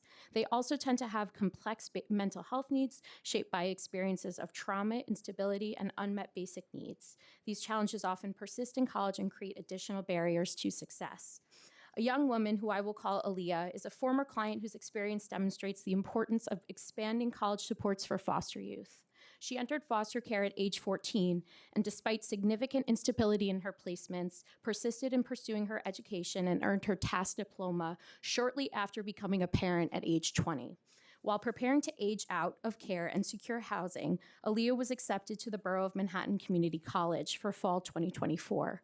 Her eligibility for ACS's College Choice program depended on the fact that she had not yet turned 21 when the College Choice application opened, because youth are required to be in foster care when they first apply and are admitted. Aaliyah has told us many times that College Choice and its significant financial support made it a reality for her to attend college while also parenting her daughter and living independently. Aaliyah has completed 4 semesters and is now on track to graduate with her associate's degree in business in January 2027. If Aaliyah's birthday had been just 1 week later, she would have no longer been eligible for College Choice. I only have a few more remarks. College Choice should change their policies, considering that many youth with foster care experience do not follow the typical timeline and are often ready to enter college once they are at ages where they are no longer in care. And we propose 4 recommendations. First, to increase funding for College Choice to serve all college-bound youth in foster care, including those who have left foster care within the past 6 months. We also want to note that ACS should also begin paying all College Choice students their stipends timely at the beginning of the semester. That doesn't always happen. Second, expand ACS's Fair Futures mentorship program to eliminate wait lists and ensure timely access to coaches for all older youth. Third, and I know Chair Joseph, you mentioned this, I also saw CUNY's Reconnect program. I think a similar program that offers completion, retention, and forgiveness grants for youth with foster care backgrounds is very important for our youth to start, continue, and complete their education. And finally, this has been discussed, we would also support measures that allow ACS to collect and share data about college success for youth. Thank you. Good afternoon. My name is Josiah Gilbert, and I'm the Client and Community Engagement Manager at the Legal Aid Society's Juvenile Rights Practice. I am here both as a CUNY graduate and a former foster youth. I'm proud to say that I made it to and through college, but I want to be clear, I did not get there on my own. I had support. I received a Fair Futures education coach, someone who helped me navigate systems that were not designed with young people like me in mind. From financial aid to enrollment to just having someone in my corner, that support made a real difference for me. I also benefited from programs like HeartShare's American Dream program, which, similar to College Choice, provided me with a stipend. That support helped me meet my basic needs so I could focus on school and securing internships. But I also want to name something briefly: awareness. We can have strong programs like College Choice and FICE, but if young people don't know they exist, they can't access them. Too many of my peers simply had no idea these supports were available.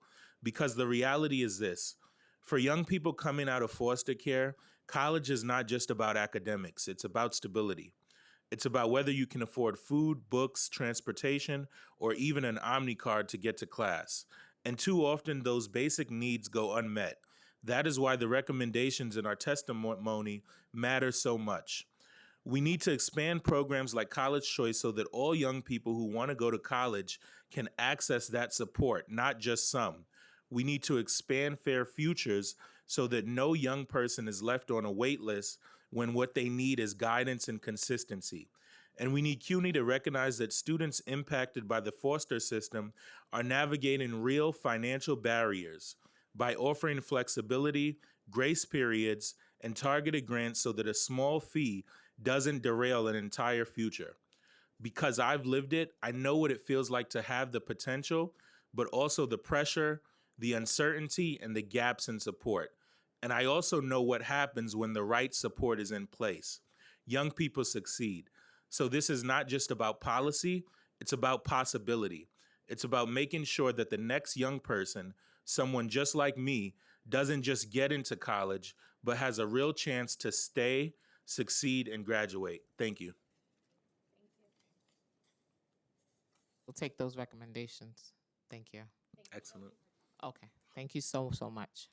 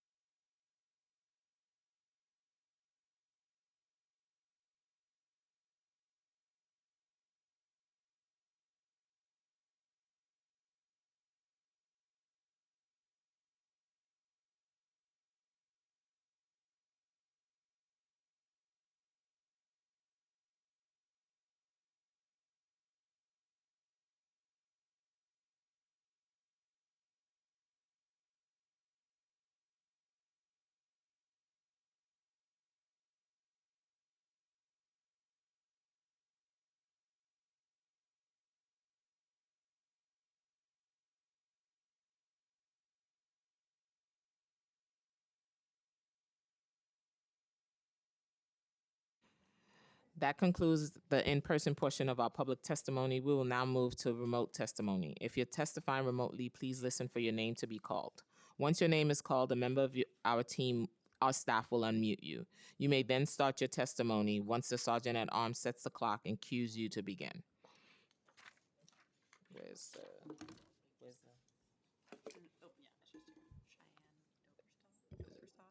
first person will be Cheyenne Doprasad and Cheyenne. You may begin. Yep, I'm here. Hi, Councilmember Joseph and Councilmember Stevens. It's really good to see you all. I've been here since the morning.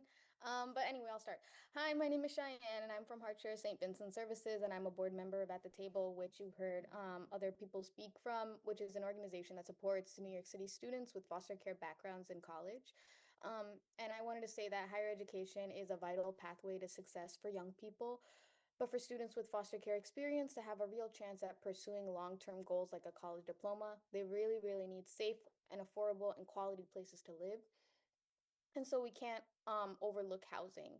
And in the brief for this hearing, I read it, it says that a young person named Harmony said, in much of the literature, people are speaking for us. And I want to find more spaces to bring people with these lived experiences together so that our voices are centered. So I wanted to take a moment to do exactly that by bringing forward both lived experience and data from research that I've conducted when I was a policy entrepreneur at a think tank called Next 100. And right now, there are only three main housing options available to youth aging out of foster care, which is vouchers, Nycc, and supportive housing. And across the board, these options are relatively across the board lead to low quality living conditions. In a survey that I conducted earlier last year of 57 youth, 72 reported roaches and 58 reported rats in their homes. And in a separate analysis I did over 100 supportive housing buildings where foster youth are being placed across New York City, I found an average of 46 open housing violations per building, with one building reaching as high as 322 open violations. And out of all of the supportive housings, 33 are located in the Bronx and 56 are located in Brooklyn. That really means that nearly 80% of these placements are concentrated in just two boroughs throughout the city. And in the precinct where these buildings are located, there are on average 32 reported rapes, 274 robberies, and 592 felony assaults per year in those precincts where foster youth are being placed. Thank you. I Your know time's that's expired. Aw, can I continue?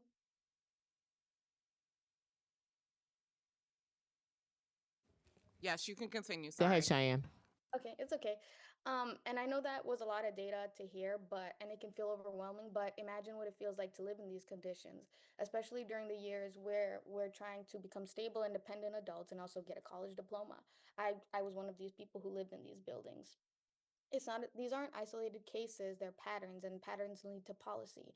And that's why I developed legislation that could create a pathway for young people aging out of the foster care system into the New York City housing lottery, giving us access to safe, high quality housing in neighborhoods that support our growth. And not only that, help us build our foundation on life with unstable ground. And right now, foster youth are given the highest priority for NYCC housing.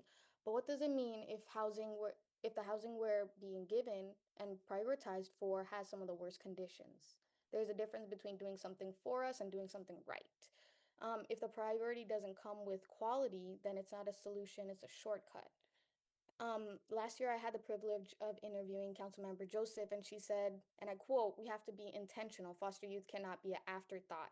If we truly want placements to support healing and opportunity, then we need to think about equity in zoning, in funding, and in school access from the start." She said that we need to have the same mindset when it comes to housing, intentionally placing youth in environments that uplift them, not re traumatize them. She said that there has never been a specific niche or category carved out for foster youth in housing policy there where there is for seniors. And so foster youth are being placed. It's like, oh, just push them into that little gap right there. And that's what she said. And that really stuck with me. And this week, a bill about this that I wrote is being introduced at the state level. I worked with Senator Jabari, Bridgeport's office, to create a priority pathway for youth within the housing lottery. And so policy does not end at an introduction of a policy, and it does not succeed without alignment from the city level as well. And that's where you all come in. And I want to just put this on your radar and just be in discussion about this bill with you and just talk about it, and hopefully it gets passed and everything works out so these youth can have this stable quality housing that we really deserve. Thank you, Cheyenne. And definitely we'll set up a meeting so we can talk more about housing policies. Thank you. Awesome. Thank you. You're welcome.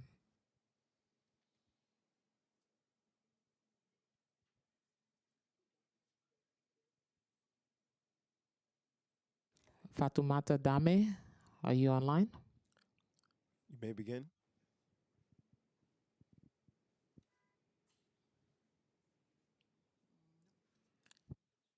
Patrice Delise, are you online?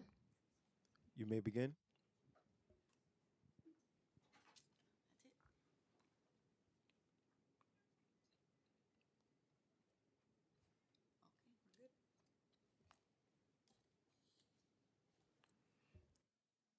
Is there anyone online we did not call on?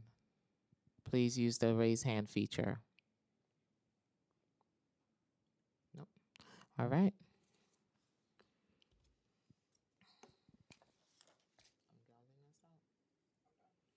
Thank you all.